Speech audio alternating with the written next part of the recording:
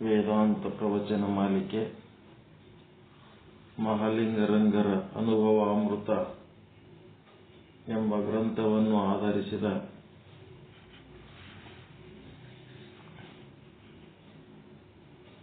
ಶ್ರೋತ್ರಿಯ ಬ್ರಹ್ಮನಿಷ್ಠ ಸದ್ಗುರು ಶ್ರೀ ಶಂಕರ ಭಟ್ಟ ಅಗ್ನಿಹೋತ್ರಿ ಇವರ ಅಮೋಘವಾದ ಪ್ರವಚನದ ಒಂದಿಷ್ಟು ಮೆಲುಕು ಕಾರ್ಯಕ್ರಮ ನಾವಿಲ್ಲಿ ಮಾಡ್ತಾ ಇದ್ದೀವಿ. ಆ ಮೆಲುಕು ನಮ್ಮ ಕಂಬಿ ಪ್ರಕಾಶ್ ಗುರುಗಳು ನಿಧಾನವಾಗಿ ಚೆನ್ನಾಗಿ ಹೇಳ್ತಾ ಇದ್ದಾರೆ. ಅದನ್ನು ನೋಡಿದ್ರೆ ಖುಷಿಯಾಗಿಬಿಡ್ತದೆ. ಅದು ನಿಲ್ಲಿಸಬಾರ್ದು, ಹಿಂಗೆ ಕೇಳ್ಕೊತೇ ಇರ್ಬೇಕನ್ನಿಸ್ತಿರ್ತದೆ. ಅಷ್ಟು ಸರಳವಾಗಿ ಹೇಳ್ತಾ ಇದ್ದಾರೆ. ಮೋಕ್ಷದ ಪರಿಚಯ ಮಾಡಿಕೊಟ್ಟು ಆ ಮೋಕ್ಷ ಸಾಧನೆಗೆ ನಮ್ಮ ಯಾವ ಸ್ಥಿತಿ ಯೋಗ್ಯ ಇರ್ತದ ಅನ್ನೋದ್ರ ಬಗ್ಗೆ ಜ್ಞಾನವನ್ನು ಕೊಡ್ತಾ ಇದ್ದಾರೆ. ಇಲ್ಲಿ ಹುಟ್ಟಿದಾಗ ಬಾಲಕರಾಗಿ, ಮಧ್ಯದಲ್ಲಿ ಯುವಕರಾಗಿ, ಕೊನೆಯಲ್ಲಿ ಮುದುಕರಾಗಿ ನಮ್ಮ ಈ ಜೀವನವನ್ನು ನಡೆಸಬೇಕಾಗ್ತದ. ಆ ಒಂದು ಮೂರು, ಬಾಲಕ, ಯುವಕ, ಮುದುಕ,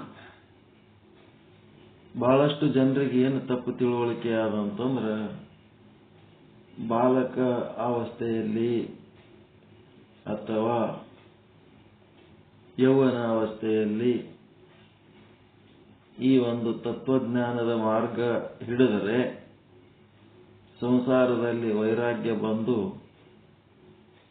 ಹೆಂಡತಿ ಮಕ್ಕಳು ಬಿಡೋದು, ಗಳಿಕೆ ಮಾಡೋದು ಬಿಡೋದು, ಮತ್ತೆ ಯಾವುದು ಈ ಸಂಸಾರಿಕ ಬದುಕಿನ ಆಸಕ್ತಿ ಇಲ್ಲದಂಗಿರೋದು, ಇಂಥವೆಲ್ಲ ಘಟನೆಗಳು ಆಗುವ ಸಂಭವ ಉಂಟು ಅಂತ ಜನರಿಗೆ ತಪ್ಪು ತಿಳುವಳಿಕೆ. ಆ ಒಂದು ತಪ್ಪು ತಿಳುವಳಿಕೆ ಹೋಗಲಾಡಿಸೋದಕ್ಕೆ ಈ ಒಂದು ಪ್ರವಚನ. ನಾವು ಬಾಲ್ಯದಲ್ಲಿ ಶಿಕ್ಷಣವನ್ನ ಪಡ್ಕೊಂಡು ಯೌವನದಲ್ಲಿ ದುಡಿಮೆಗೆ ಏನು ಹೋಗ್ತೀವಲ್ಲ, ದುಡಿಮೆಯ ನಾನಾ ರಂಗಗಳು, ಎಷ್ಟು ರಂಗಗಳದವ್ರಿ, ಏನೇನು ನೌಕರಿ ಮಾಡ್ತೀವಿ, ಏನೇನು ಗಳಿಸ್ತೀವಿ. ಶಿಕ್ಷಕರಾಗ್ಬೋದು, ಇಂಜಿನಿಯರ್ ಆಗ್ಬೋದು, ವಕೀಲರಾಗ್ಬೋದು, ಡಾಕ್ಟರ್ ಆಗ್ಬೋದು, ವಿಜ್ಞಾನಿ ಆಗ್ಬೋದು, ರಾಜಕಾರಣಿ ಆಗ್ಬೋದು, ಏನೆಲ್ಲ ಆಗಂತ ರಂಗಗಳದಾವ. ಏನೋ ಒಂದು ಕೆಲಸ ಮಾಡಿ ಬದುಕಬೇಕಲ್ಲ, ಕಾಯಕ ಮಾಡಕ. ಏನೆಲ್ಲ ಆಗುವಾಗ ಈ ಒಂದು ಆಧ್ಯಾತ್ಮ ಸಾಧನೆಯಲ್ಲಿ ಯಾರು ತೊಡಗಿರ್ತಾರೋ ಅವರು ಇಂಜಿನಿಯರ್ ಆದ್ರೆ ಎಂತ ಇಂಜಿನಿಯರ್ ಅನ್ಸ್ಕೋತಾರ, ಅವರು ಒಳ್ಳೆಯ ಇಂಜಿನಿಯರ್ ಅನ್ಸ್ಕೋತಾರ. ಡಾಕ್ಟರ್ ಆದ್ರೆ ಒಳ್ಳೆ ಡಾಕ್ಟರ್ ಅಂತ, ಶಿಕ್ಷಕರಾದ್ರೆ ಒಳ್ಳೆ ಶಿಕ್ಷಕರು. ಗುಡ್ ಅನ್ನೋಂಥದ್ದು ಸಮಾಜ ಕೊಡುವಂತ ಡಾಕ್ಟರೇಟ್. ಏನೂ ಕೆಲಸ ಮಾಡಿಲ್ಲ ಅಂದ್ರೂ ಆಧ್ಯಾತ್ಮ ಸಾಧಕನಿಗೆ ಒಂದು ಒಳ್ಳೆ ಮನುಷ್ಯ, ಯಾರ ತಂಟೆಗೂ ಹೋಗಲ್ಲ, ತನ್ನ ಪಾಡಿಗೆ ತಾನೇ ಇರ್ತಾನ. ಇದಕ್ಕಿಂತ ದೊಡ್ಡದು ಏನ್ ಬೇಕು? ಡಾಕ್ಟರೇಟ್ ತಗೊಂಡು ಏನ್ ಮಾಡ್ಬೇಕ್ರೆ?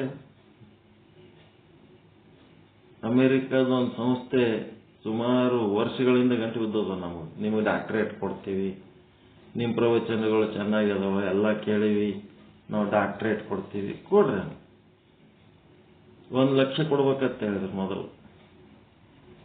ಈಗ ಅವರು 1 ಲಕ್ಷ ಹೋಯ್ತು, 10% ಡಿಸ್ಕೌಂಟ್ ಅಂತ 90,000 ಅಂದ್ರು. ಮತ್ತ ಹಂಗೆ ಕಡಿಮೆ ಮಾಡ್ಕೋತ ಈಗ 3-4 ವರ್ಷಲಿಂದ ಹಂಗೆ ಅವರು ಖುಷಿ ಕುಯ್ ಅಂತಿರ್ತಾರ. ನಾವು ಮತ್ ಮಾತಾಡಿಸ್ತಿರ್ತೀವಿ. ಎಲ್ಲಿಗೆ ಬಂದು ನಿಂತಾರಂದ್ರೆ 22,000 ರೂಪಾಯಿ ಕೊಟ್ರೆ ಕೊಡ್ತೀವಿ PhD ಅಂತಾರ. ನನಗೆ PhD ಕೊಡೋದ್ರಿಂದ ನಿಮ್ಮ ಸಂಸ್ಥೆ ಹೆಸರು ಬೆಳಕಾಗ್ತದೆ ಹೊರತು ನೀವು PhD ಕೊಡೋದ್ರಿಂದ ನನ್ನ ಬೆಳಕಿಗೆ ಏನು ಉಪಯೋಗ ಆಗಲ್ಲ ಅಂತ ಹೇಳ್ಬಿಟ್ಟಿನಿ ಅವ್ರಿಗೆ.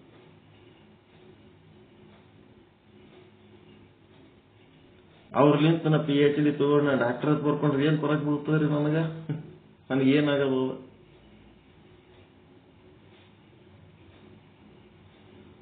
ಈಗ ಆಧ್ಯಾತ್ಮ ಸಾಧನೆ ಮಾಡಿ ನಾನು ಏನು ಸಾಧಿಸ್ಬೇಕು, ನಾನು ಏನು ಅದೀನಿ ಅಂತ ಎಲ್ಲರಿಗೂ ಗೊತ್ತದ ಇಲ್ಲ? ಈಗ ಡಾಕ್ಟರೇಟ್ಲಿಂತ ಇನ್ನೇನು ಗೊತ್ತು ಮಾಡ್ಕೋಬೇಕಾಗ್ಯದ ನಾನಿಲ್ಲಿ?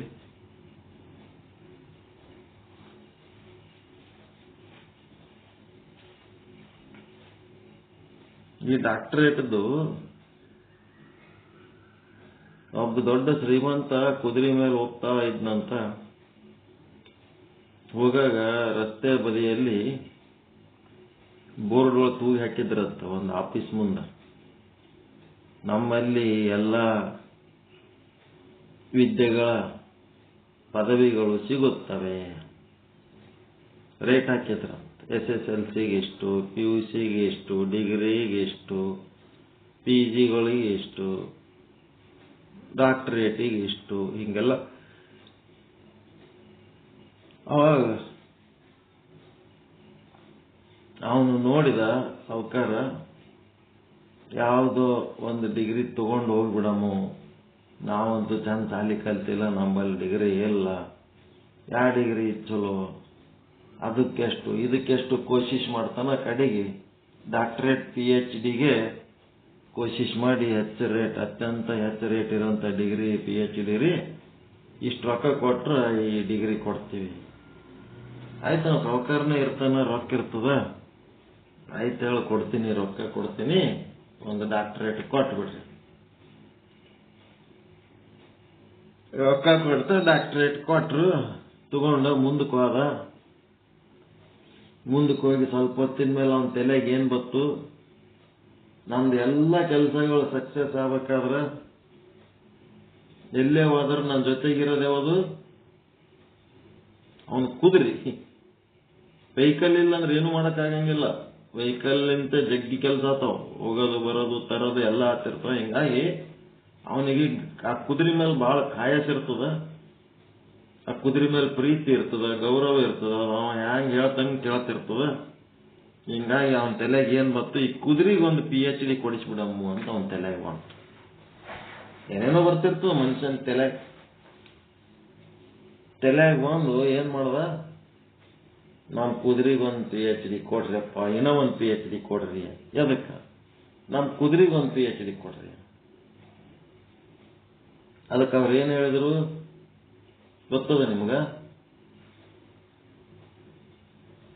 ನೀವು ಯಾರಿಗಾರು ಗೊತ್ತದ ಅವ್ರು ಏನ್ ಹೇಳ್ಯಾರ ಅಂತ? ಗೊತ್ತದ? ಗೊತ್ತಿಲ್ಲ? ಅವ್ರು ಏನ್ ಹೇಳ್ತಾರ? ಸಾರಿ ಸರ್ ಅಂತ. ಯಾಕೆ? ಇಲ್ಲಿ ನಾವು ಕೊಡೋ PhDಗಳು ಕೇವಲ ಕತ್ತೆಗಳಿಗಷ್ಟೇ ಕೊಡ್ತೀವಿ, ನಾವು ಕುದುರೆಗಳಿಗೆ PhD ಕೊಡಲ್ಲ ಅಂತ ಹೇಳಿದ್ರು.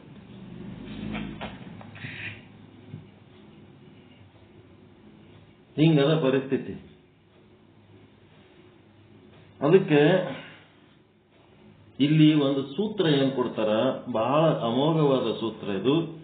ಬಾಲ್ಯ ವಾರ್ಧಕ್ಯಗಳೊಳಗೆ ಎಳ್ಳಿನಿತಿಲ್ಲ ತನಗೆ ಸ್ವಾತಂತ್ರ್ಯ. ಬಾಲ್ಯದಲ್ಲಿ ತನಗೇನು ಸ್ವಾತಂತ್ರ್ಯ ಇಲ್ಲ.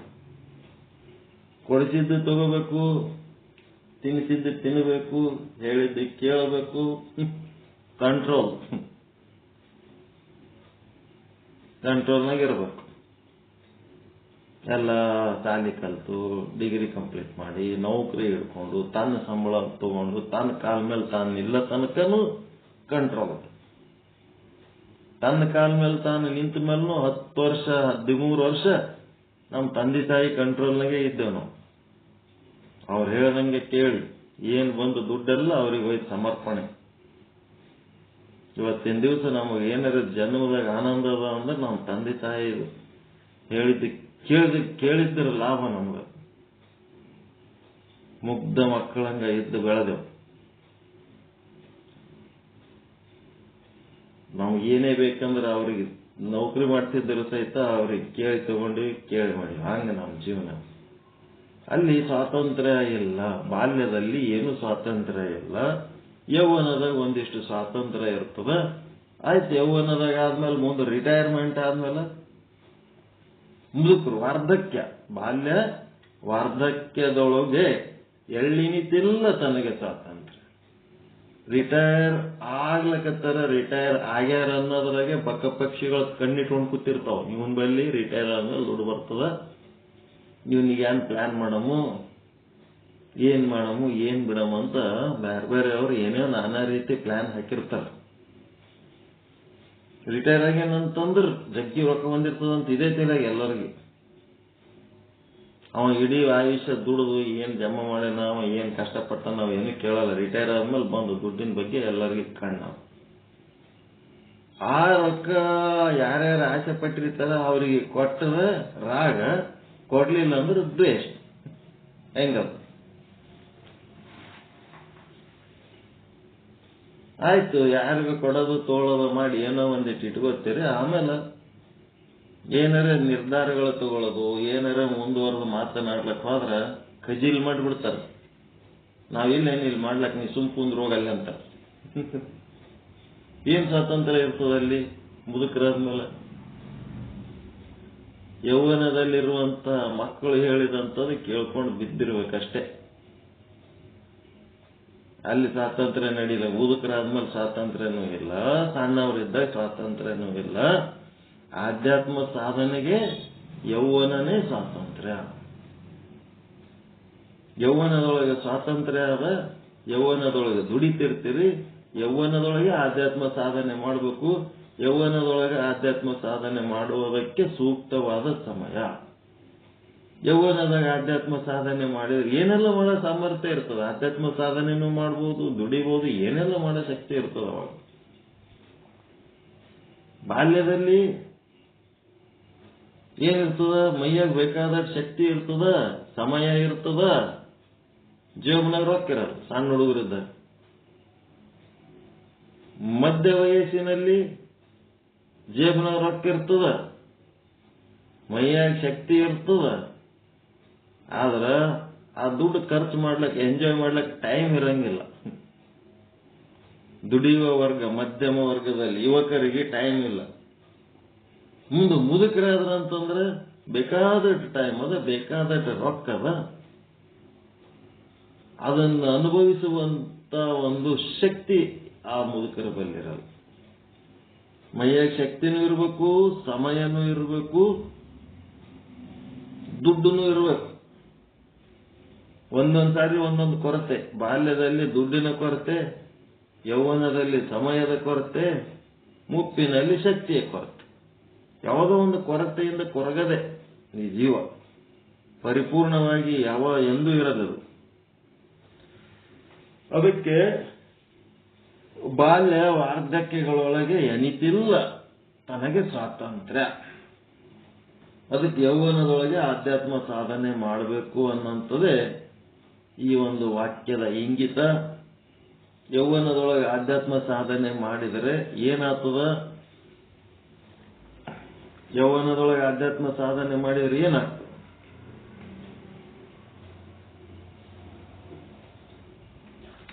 ಅವನು ಯಾವ ವಿದ್ಯೆ ಹುದ್ದೆಗಳನ್ನು ಅಲಂಕರಿಸಿದ್ದಾನೋ ಅದರ ಹಿಂದೆ ಒಳ್ಳೆಯ ಅಂತ ಹೇಳಕ್ಕೆ ಸೇರ್ತದಷ್ಟೇ. ಯೌವನದಾಗ ಅವ ಡಾಕ್ಟರ್ ಆಗಿದ್ನಂದ್ರೆ ಒಳ್ಳೆ ಡಾಕ್ಟರ್, ಇಂಜಿನಿಯರ್ ಆಗಿದ್ನಂದ್ರೆ ಒಳ್ಳೆ ಇಂಜಿನಿಯರ್, ವಕೀಲ ಇದ್ನಂತಂದ್ರೆ, ಆಧ್ಯಾತ್ಮ ಸಾಧಕ ಇದ್ನಂತಂದ್ರೆ ಒಳ್ಳೆ ವಕೀಲ ಅಂತಾರೆ. ಒಪ್ಕೋತೀರ ಈ ಮಾತ? ಇಲ್ಲ. ಆಧ್ಯಾತ್ಮ ಸಾಧನೆ ಮಾಡೋನಿಗೆ ಕೆಟ್ಟ ವಕೀಲ ಅಂತಾರ, ಕೆಟ್ಟ ಡಾಕ್ಟರ್ ಅಂತಾರ. ಫಿಲಾಸಫಿ ತತ್ವಜ್ಞಾನ ಬಲ್ಲಂತ ವ್ಯಕ್ತಿ, ಒಳ್ಳೆಯ ವ್ಯಕ್ತಿ, ಅವ ಎಂದೂ ಕೆಟ್ಟ ಹೆಸರು ತಗೊಳ್ಳಂಗಿಲ್ಲ, ಒಳ್ಳೆಯವನೇ ಅವ. ಏನು ವಿದ್ಯೆ ಇಲ್ಲ, ಏನು ಹುದ್ದೆ ಇಲ್ಲ ಅಂದ್ರೂ ಆಧ್ಯಾತ್ಮ ಸಾಧನೆ ಮಾಡ್ಲಕತ್ತಾನಂದ್ರ ಅವ ಒಳ್ಳೆ ಮನುಷ್ಯ. ಯಾವ್ದಾರ ಹುದ್ದೆನೇ ಇರ್ಬೇಕು, ವಿದ್ಯೆನೇ ಇರ್ಬೇಕಂತಿಲ್ಲ. ಒಬ್ಬ ಒಳ್ಳೆ ಮನುಷ್ಯ ಅನಿಸ್ಕೋಬೇಕಾದ್ರೆ ಆಧ್ಯಾತ್ಮ ಸಾಧನೆ ಮಾಡಬೇಕು. ಆ ಆಧ್ಯಾತ್ಮ ಸಾಧನೆ ಮಾಡುವುದಕ್ಕೆ ಯೌವನನೇ ಸೂಕ್ತವಾದ ಸ್ಥಿತಿ. ಹುಡುಗತನದೊಳಗೆ ಅದರಂತೆ ಮುಪ್ಪಿನ ಅವಸ್ಥೆಯಲ್ಲಿ ನಿನಗೆ ಸ್ವಾತಂತ್ರ್ಯವೆಂಬುದು ಇಲ್ಲ. ಯಾಕೆಂದರೆ ಹುಡುಗರಾಗಿದ್ದಾಗ ತಾಯಿ ತಂದೆಗಳ ಅಳುಕಿನಲ್ಲಿರಬೇಕು, ತಿಳುವಳಿಕೆ ಇರುವುದಿಲ್ಲ. ಇದು ಮೊದಲನೆಯದು. ಏನನ್ನು ಹೇಳಿದರೂ ಪ್ರೌಢ ವಿಷಯಗಳನ್ನು ಅರ್ಥ ಮಾಡಿಕೊಳ್ಳಲಾರದ ಆ ಬಾಲ್ಯ ಬುದ್ಧಿಯೊಳಗೆ ಮುದುಕನಾದ ಮೇಲೆ ಆ ಮೆದುಳು ಹಣ್ಣಾಗಿ ಹೋಗಿರುತ್ತದೆ. ಹಣ್ಣಾದ ಅರಿವೆಯೊಳಗೆ ಉಸುಕು ತುಂಬಿ ಕಟ್ಟಿದರೆ ಆ ಹಣ್ಣು ಬಟ್ಟೆ ಎಲ್ಲ ಮೆತ್ತಗಾಗಿರ್ತದೆ. ಅದರ ಉಸುಕು ಹಾಕಿದ್ರೆ ಏನಾಗ್ತದ, ಆ ಬಟ್ಟೆ ಎಲ್ಲ ಹರಿದು ಮಣ್ಣು ಕೆಳಗೆ ಚೆಲ್ಲಿ ಬಿಡ್ತದೆ. ಆ ಉಸುಕು ಹಾಕಿ ಮೇಲಕ್ಕೆ ಎತ್ತಿದೆವೆಂದರೆ ಅರಿವೆ ಹರಿದೇ ಹೋಗುತ್ತದೆ. ಹಾಗೆ ಮುಪ್ಪಿನ ಅವಸ್ಥೆಯೊಳಗೆ ತನ್ನ ದೇಹದ ಮೇಲೆ ತನಗೇ ಸ್ವಾಧೀನ ಉಳಿಯುವುದಿಲ್ಲ, ಇನ್ನೊಬ್ಬರು ಬೇಕಾಗುತ್ತಾರೆ. ಕುಳಿತವನಿಗೆ ತನ್ನಷ್ಟಕ್ಕೆ ತಾನೇ ಏಳಲಿಕ್ಕೂ ಸಹ ಆಗುವುದಿಲ್ಲ. ಒಮ್ಮೊಮ್ಮೆ ಒಬ್ಬರು ಹಿಡಿದು ಕೂಡಿಸಬೇಕಾಗುತ್ತದೆ, ಮಲಗಿಸಬೇಕಾಗುತ್ತದೆ. ಅದು ಒಂದು ರೀತಿಯ ಪರತಂತ್ರವೇ. ಸಣ್ಣ ಕೂಸುಗಳಿಗೆ ಹೆಂಗ ಎತ್ತಿ ಇಳಿಸ್ತಾರ, ಮಲಗಿಸ್ತಾರ, ಕೂಡಿಸ್ತಾರ. ಅದೇನು ಕೂಸಿಗೆ ತಂತಾನೆ ಎತ್ತು ತಿರುಗಾಡಕ್ ಬರ್ತದ, ಆಚೆ ಬಿದ್ದಿರ್ತದ, ನನಗೆ ಎತ್ಕೋರು ಅಂತಿರ್ತದ. ಹಂಗ ಪರತಂತ್ರ ಸ್ವತಂತ್ರವಾಗಿ ಯೌವನದಾಗ ತಾನೇ ಎದ್ದು ತಾನೇ ಏನೆಲ್ಲ ಮಾಡಂತ ಶಕ್ತಿ ಯೌವನದಾಗ. ಆದ್ದರಿಂದ ಈ ಎರಡು ಅವಸ್ಥೆಗಳಲ್ಲಿ ಎಳ್ಳಿನಿತಿಲ್ಲ, ತನಗೆ ಸ್ವಾತಂತ್ರ್ಯ.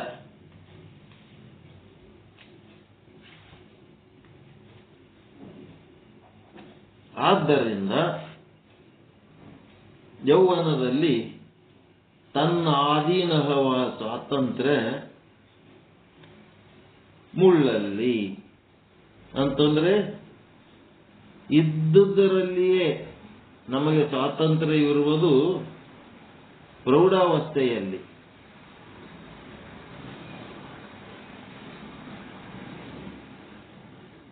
ಯೌವನದಲ್ಲಿ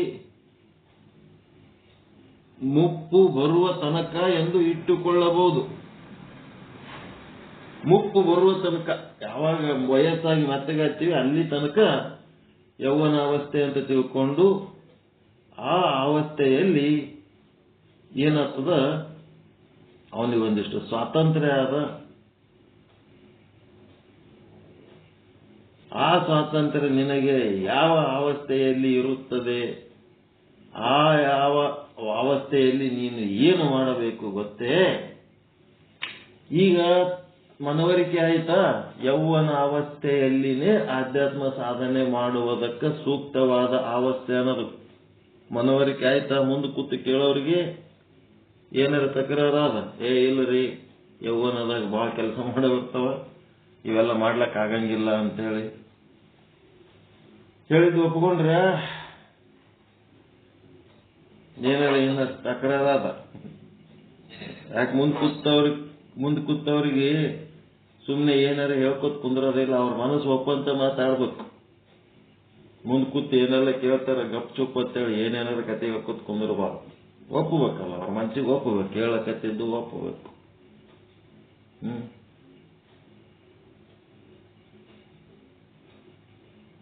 ನೆಕ್ಸ್ಟ್ ಏನಾಯ್ತು, ಏನು ಮಾಡ್ಬೇಕಪ್ಪ ಯೌವನ ಅವಸ್ಥೆಯಲ್ಲಿ ನೀನು ಏನೇನು ಮಾಡಬೇಕು ಅಂತ ಹೇಳ್ತಾರೆ ಮುಂದೆ. ಗೊತ್ತು, ಸಣ್ಣ ಹುಡುಗರಿದ್ದಾಗ ಸಂಸಾರದ ಕಲ್ಪನೆ ಇರುವುದಿಲ್ಲ, ಮುದುಕನಾದ ಮೇಲೆ ತ್ರಾಣವಿರುವುದಿಲ್ಲ. ಅಂದ ಮೇಲೆ ಆ ಪ್ರೌಢಾವಸ್ಥೆಯಲ್ಲಿ ಮನಪೂರ್ವಕವಾಗಿ ಸಂಸಾರವನ್ನು ಮಾಡತಕ್ಕದ್ದು ಎನ್ನುತ್ತಾನೆ. ಮನಪೂರ್ವಕವಾಗಿ ಸಂಸಾರ ಮಾಡಬೇಕು. ಮುದುಕರಾದ್ಮೇಲೆ ಈ ಸಂಸಾರ ಮಾಡ್ಲಿಕ್ಕೆ ಶಕ್ತಿ ಇರಲ್ಲ, ಸಣ್ಣ ಹುಡುಗರಿದ್ದಾಗ ಏನು ಗೊತ್ತಿರಲ್ಲ, ಅದಕ್ಕೆ ಮನಪೂರ್ವಕವಾಗಿ ಸಂಸಾರ ಮಾಡಬೇಕು ಅಂತ ನಾವು ಯುವಕ. ಆಗ ಎಲ್ಲ ಆಗಲೇ ದುಡಿಯಬೇಕು, ಎರಡನೇದೇನು ಇಲ್ಲವೇ ಇಲ್ಲ. ದ್ರವ್ಯ ಸಂಪಾದನೆ ಗಳಿಸದೆ, ರೊಕ್ಕ ಗಳಿಸದೆ ಒಂದು ದೊಡ್ಡ ಕೆಲಸ, ಬೇರೆ ಏನು ಇಲ್ಲೇ ಇಲ್ಲ. ಯೌವನಾವಸ್ಥೆ ಇರೋದೇ ದುಡ್ಡು ಸಂಪಾದನೆಗಾಗಿ ಅಂತ.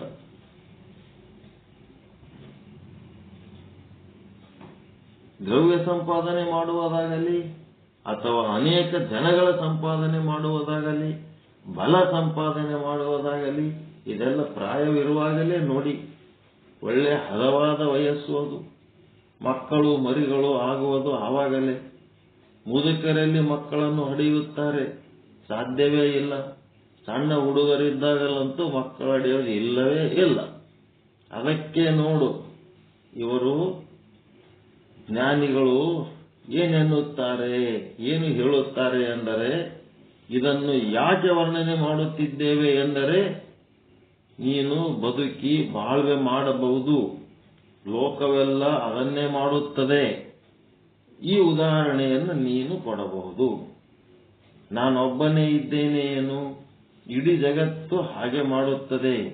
ಈ ಜಗತ್ತನ್ನು ನೀನು ಮೊದಲು ತಿದ್ದು, ನಿನ್ನನ್ನಾದರೂ ನೀನು ತಿದ್ದಿಕೊಂಡಿದ್ದೆಯಾ ಎಂದು ಮತ್ತೊಬ್ಬರನ್ನು ಕೇಳುತ್ತಾನೆ. ಇಂಥವರಿಗೆ ಏನು ಮಾಡೋದು? ಸದ್ಬೋಧ ಒಮ್ಮೆಲೆ ನಾಟುವುದಿಲ್ಲ, ಒಂದೇ ಸಲ ಹೇಳಿದ ಕೂಡಲೇ ನಾಟಂಗಿಲ್ಲ. ಅಂತ ಪುಣ್ಯ ಪುರುಷರು ಯಾರಾದರೂ ಇದ್ದರೆ ಅವರಿಗಷ್ಟೇ ಇದರ ರಹಸ್ಯ ತಿಳಿಯುತ್ತದೆ. ಎಲ್ಲ ಜಗತ್ತಿನಾಗ ಎಲ್ಲರೂ ಹೆಂಗ ಸಾಲಿ ಕಲಿತಾರ, ನಾವು ಸಾಲಿ ಕಲಿತೀವಿ. ಎಲ್ಲರೂ ಹೆಂಗ್ ನೌಕರಿ ಮಾಡ್ತಾರ, ನಾವು ನೌಕರಿ ಮಾಡ್ತೀವಿ. ಎಲ್ಲರೂ ಹೆಂಗ್ ಸಂಸಾರ ಮಾಡ್ತಾರ, ನಾನು ಸಂಸಾರ ಮಾಡ್ತೀವಿ. ಈ ಜಗತ್ನಾಗ ಇವೆಲ್ಲ ಮಾಡೋದು ನಾವು ಒಬ್ಬನೇ ಇದೀನೇನು, ಎಲ್ಲರೂ ಇದ್ದಂಗೆ ನಾನು ಅದೀನಿ ಅಂತೇಳಿ ಅವ ಜನರಲೈಸ್ ಮಾಡ್ಕೊಂಡ್ಬಿಡ್ತಾನ. ನಾನು ಎದಕ್ಕೆ ಇಲ್ಲಿ ವಿಶೇಷವಾಗಿ ಆಧ್ಯಾತ್ಮ ಸಾಧನೆ ಮಾಡಿ ಒಂದು ವಿಶೇಷ ವ್ಯಕ್ತಿ ಅಂತ ಅನಿಸ್ಕೊಳಕ್ ಹೋಗ್ಬೇಕು ನಾನು ಅಂತ. ಇದು ಆಧ್ಯಾತ್ಮ ಸಾಧನೆ ಮಾಡಿ ನಾನು ಒಬ್ಬ ವಿಶೇಷ ವ್ಯಕ್ತಿ ಆದ್ರೆ ಏನು ಲಾಭ ಅನ್ನೋದು ಯಾರಿಗೆ, ಪುಣ್ಯ ಪುರುಷರಿಗೆ ಮಾತ್ರ ಅರ್ಥ ಆಗ್ತದೆ ಅದರ ರಹಸ್ಯ.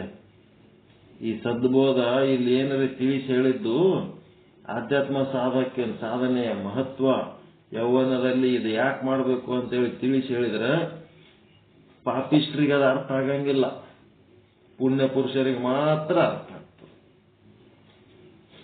ಯಾಕಿಷ್ಟು ಇದನ್ನು ಹೇಳುತ್ತಾರೆ ಎನ್ನುವುದು ಅವರಿಗೆ ಗೊತ್ತಾಗುತ್ತದೆ. ನಮಗೆ ಆಧ್ಯಾತ್ಮ ಸಾಧನೆ ಮಾಡ್ರಪ್ಪ ಅಂತೇಳಿ ಬೆನ್ನತ್ತಿ ಯಾಕೆ ಹೇಳ್ತಾರ ಅನ್ನೋದು ಯಾರಿಗೆ ಅರ್ಥ ಆಗ್ತದೆ? ಇದು ಆಧ್ಯಾತ್ಮ ಸಾಧನೆ ಮಾಡ್ರಪ್ಪ, ನಿಮಗೆ ನಾವು ನಿಮ್ಮ ಸುತ್ತಮುತ್ತ ಮನೆಗಳು ಏನದಾವಲ್ಲ, ಮನೆ ಒಳಗಿರೋಂಥ 4 ಜನರಿಗೆ ಹೋಗಿ ಹೇಳಿ ಕರ್ಕೊಂಡು ಕುಂತು ತತ್ವಚಿಂತನೆ ಮಾಡ್ರಿ ಅಂತ ನಾವು ಹೇಳ್ತೀವಲ್ಲ, ನೀವು ಹೇಳಕ್ ಹೋದ್ರಿ ಅಂತೀವ. ಅದ ಅರ್ಥ ಯಾರಿಗೆ ಆಗ್ತದ? ನೀವು ಹೇಳಿದ ಅರ್ಥ, ನೀವು ಹೇಳಿದ ಮಹತ್ವ ಯಾರಿಗೆ ಗೊತ್ತಾಗ್ತದದು?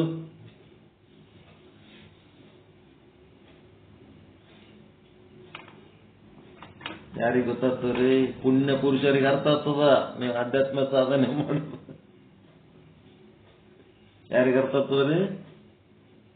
ನಿಮ್ಮ ಆಧ್ಯಾತ್ಮ ಸಾಧನೆ ಮಾಡಬೇಕು ಅಂತ ನೀವೇನು ಉಪದೇಶ ಮಾಡಿ ಯಾರ್ದಾರ ಮನೆಗೆ ಹೋಗಿ ಹೇಳಿದ್ರಿ ಅಂದ್ರ, ನಿಮ್ಮ ಮಾತಿಗೆ ಬೆಲೆ ಕೊಟ್ಟು ಅವರು ಗೌರವ ಕೊಡ್ಲಕ್ಕತ್ತಾರ ಅಂದ್ರೆ ಅವರು ಪುಣ್ಯ ಪುರುಷರಾದಾರ ಅಂತ. ನಿಮ್ಮ ಮಾತಿಗೆ ಬೆಲೆ ಕೊಟ್ಟಂಗ ನಾಟಕ ಮಾಡಿ ಇವೆಲ್ಲ ನಮ್ಗೆಲ್ಲಿ ಮಾಡ್ಲಕ್ಕ ಆಗ್ತದ್ರಿ?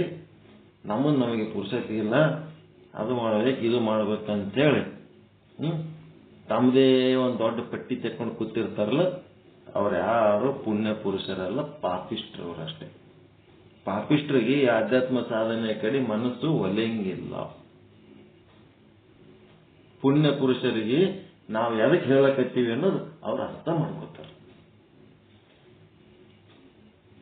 ಯಾಕೆ ಇಷ್ಟೊಂದು ಹೇಳಕತ್ತಾರ, ನಮ್ಮ ಉದ್ಧಾರಕ್ಕಂತ ಹೇಳಕತ್ತಾರ ಅಂತ ಅವ್ರು ಅರ್ಥ ಮಾಡ್ಕೋತಾರೆ. ಯಾಕೆ ಇಷ್ಟು ಇದನ್ನು ಹೇಳುತ್ತಾರೆ ಎನ್ನುವುದು ಪುಣ್ಯ ಪುರುಷರಿಗೆ ಅರ್ಥವಾಗುತ್ತದೆ. ಉಳಿದವರಿಗೆ, ಪ್ರಪಂಚಿಕರಂದ್ರೆ ಪಾಪಿಷ್ಟ್ರು, ಸಗಣಿ ಹುಳಗಳು ಅಷ್ಟೇ. ಅದು ಬಿಟ್ರೆ ಅವ್ರಿಗೆ ಆಧ್ಯಾತ್ಮ ಸಾಧನೆ ಮಾಡ್ಲಿಕ್ಕೆ ತಿಳಿಯಂಗೆ ಇಲ್ಲ. ಬರೀ ಪ್ರಪಂಚ ಮಾಡೋದ್ರಾಗೆ ಮುಳುಗಿರ್ತಾರಲ್ಲ, ಅವರು ಪರಮ ಪಾಪಿಷ್ಟ್ರು. ಆಧ್ಯಾತ್ಮ ಸಾಧನೆ ಅವರಿಗೆ ಅರ್ಥನೇ ಆಗಂಗಿಲ್ಲ. ಪ್ರಪಂಚಿಕರಾದ ನಮ್ಮೆಲ್ಲರನ್ನು ಇವರು ಏನ್ ಮಾಡ್ತಾರ? ಅವ್ರಿಗೆ ಅರ್ಥ ಆಗ್ಲಾರ್ದವ್ರು ಏನ್ ಮಾಡ್ತಾರ? ಬೈತಾರ. ಈ ಮಕ್ಕಳಿಗೆ ಮಾಡ್ಲಿಕ್ಕೆ ಬೇರೆ ಕೆಲಸ ಇಲ್ಲ, ಏನೋ ಒಂದು ಪುಸ್ತಕ ಇಟ್ಕೊಂಡು ಓದ್ಕೋತ್ ಕುಂದಿರ್ತಾರ, ಎಲ್ಲರೂ ತಲೆ ತಿನ್ಕೋತ ಅಂತ ಹೇಳಿ.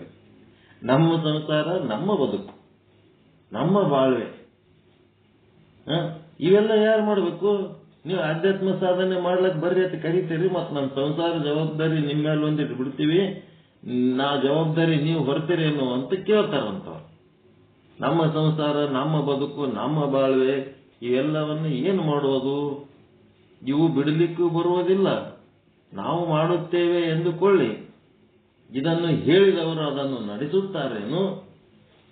ಅದೇನು ಬಿಡ್ಲಕ್ ಬರ್ತದೇನು? ಆಧ್ಯಾತ್ಮ ಸಾಧನೆ ಮಾಡಕ್ಕೆ ಬಂದು ಹೋಗಿ ಇವೆಲ್ಲ ಬಿಡ್ಲಕ್ ಆಗ್ತದೇನು? ಇವು ಬಿಡ್ಲಕ್ಕಾಗಲ್ಲ, ಇವು ನಡೆಸ್ಬೇಕು ಅವು ನಡೆಸ್ಬೇಕಂದ್ರೆ ಹೆಂಗಾಗ್ತದ? ಮತ್ತು ನಮ್ಮ ಸಂಸಾರದ ಜವಾಬ್ದಾರಿಗಳನ್ನು ನೀವು ನಡೆಸ್ರಿ, ನೀವು ಹೇಳಿ ಆಧ್ಯಾತ್ಮ ಸಾಧನೆ ನಾವು ಮಾಡ್ತೀವಿ ಅಂದ್ರೆ ಯಾರ್ಯಾರು ಬಂದು ನಮ್ಮ ಸಂಸಾರ ಜವಾಬ್ದಾರಿ ತಗೊಂಡು ನಡೆಸ್ತಾರೇನು? ಬರೀ ತಾಮದು ಉಪದೇಶ ಹೇಳ್ತಾರ, ಕೂತಿ ಕೇಳ್ರಿ ಅಂತಾರ ಹೊರತು ನಮ್ಮ ಜವಾಬ್ದಾರಿಗಳ ಬಗ್ಗೆ ಅವ್ರಿಗೆ ಏನು ಕನಿಕರ ಅದ? ನಮ್ಮ ಮನೆತನ ನಡೆಸಲಿ ಅಷ್ಟು ಅವರು ಬರೆದು ಕೊಡ್ಲಿ. ನೋಡ್ರಿ ಹೆಂಗ ಆಧ್ಯಾತ್ಮ ಸಾಧನೆ ಮಾಡ್ಲಕ್ ಬರ್ರಿಯಪ್ಪ ಅಂತ ಕರೆದ್ರ ಆಯ್ತು, ನಾವು ನೀವು ಹೇಳ್ದಂಗೆ ಆಧ್ಯಾತ್ಮ ಸಾಧನೆ ಮಾಡ್ಕೋತ ನಿಮ್ಮ ಮುಂದೆ ಕುಂದಿರ್ತೀವಿ. ನನ್ನ ಸಂಸಾರ ಜವಾಬ್ದಾರಿ ಸಲುವಾಗಿ ನಾವೇನು ದುಡಿದು ಗಳಿಸ್ತೀವಲ್ಲ ಆ ದುಡ್ಡು ನೀವು ಕೊಟ್ಟು ನಮ್ಮ ಮನೆ ನಡೆಸ್ರಿ, ನೀವು ಹೇಳ್ದಂಗೆ ನಾವು ಕೇಳ್ತೀವಿ. ಇದೆಲ್ಲ ಏನಿದು ಬುದ್ಧಿವಂತಿಕೆ, ಇದು ಬುದ್ಧಿವಂತರ ಆಡೋ ಮಾತುಗಳು. ನಮ್ಮ ಮನೆತನ ನಡೆಸಲಿ ಅಷ್ಟು ಅವರು ಬರೆದು ಕೊಡ್ಲಿ, ಯಾರು ಬೇಡ ಎನ್ನುತ್ತಾರೆ? ನಾವು ಇವತ್ತೇ ಮಾಡಲಿಕ್ಕೆ ತಯಾರಿದ್ದೇವೆ, ಯಾರೂ ಇಲ್ಲ ಎನ್ನುತ್ತಾರೆ. ಯಾರು ನಿನ್ನ ಸಂಸಾರದ ಜವಾಬ್ದಾರಿ ನಾ ತಗೋತೀನಿ, ನೀ ನನ್ನ ಅಧ್ಯಾತ್ಮ ಸಾಧನೆ ಕೇಳಬಾ ಅಂತೇಳಿ ಎಲ್ಲರ ಜಗತ್ನ ಗುರುಗಳು ಅದರಂದ್ರೆ ಅಂತವ್ರು. ಶಿಷ್ಯರ ಸಂಸಾರ ಜವಾಬ್ದಾರಿ ತಾವು ಹೊತ್ಕೊಂಡಕ್ಕೆ ಅವನಿಗೆ ಅಧ್ಯಾತ್ಮ ಸಾಧನೆ ಕಲಿಸ್ತೀನಿ ಅನ್ನಂತ ಗುರುಗಳು ಅದರ ಎಲ್ಲರ?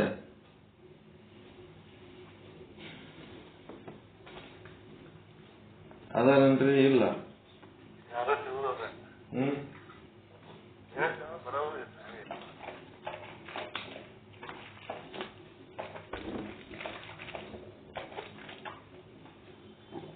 ಒಂದು ತಿಂಗಳಿಗೆ ನಮ್ಮ ಸಂಸಾರ ನಡೆಸ್ಲಿಕ್ಕೆ ಇಷ್ಟು ರೊಕ್ಕ ಬೇಕು.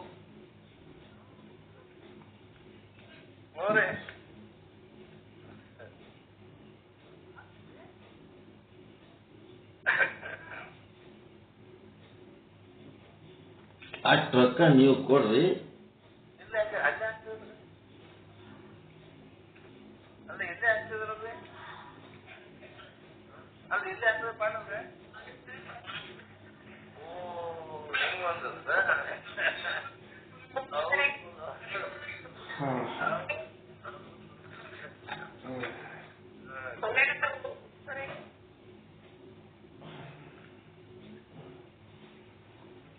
ನಮ್ಮ ಸಂಸಾರಕ್ಕೆ ಎಷ್ಟು ಖರ್ಚು ಆಗ್ತದ ಒಂದ್ ತಿಂಗಳಿಗೆ ಅಷ್ಟು ರೊಕ್ಕ ಕೊಡ್ರಿ, ನಾವು ನೀವು ಹೇಳಿದ ಕೇಳ್ಕೊತ ಕುಂದಿರ್ತೀವಿ.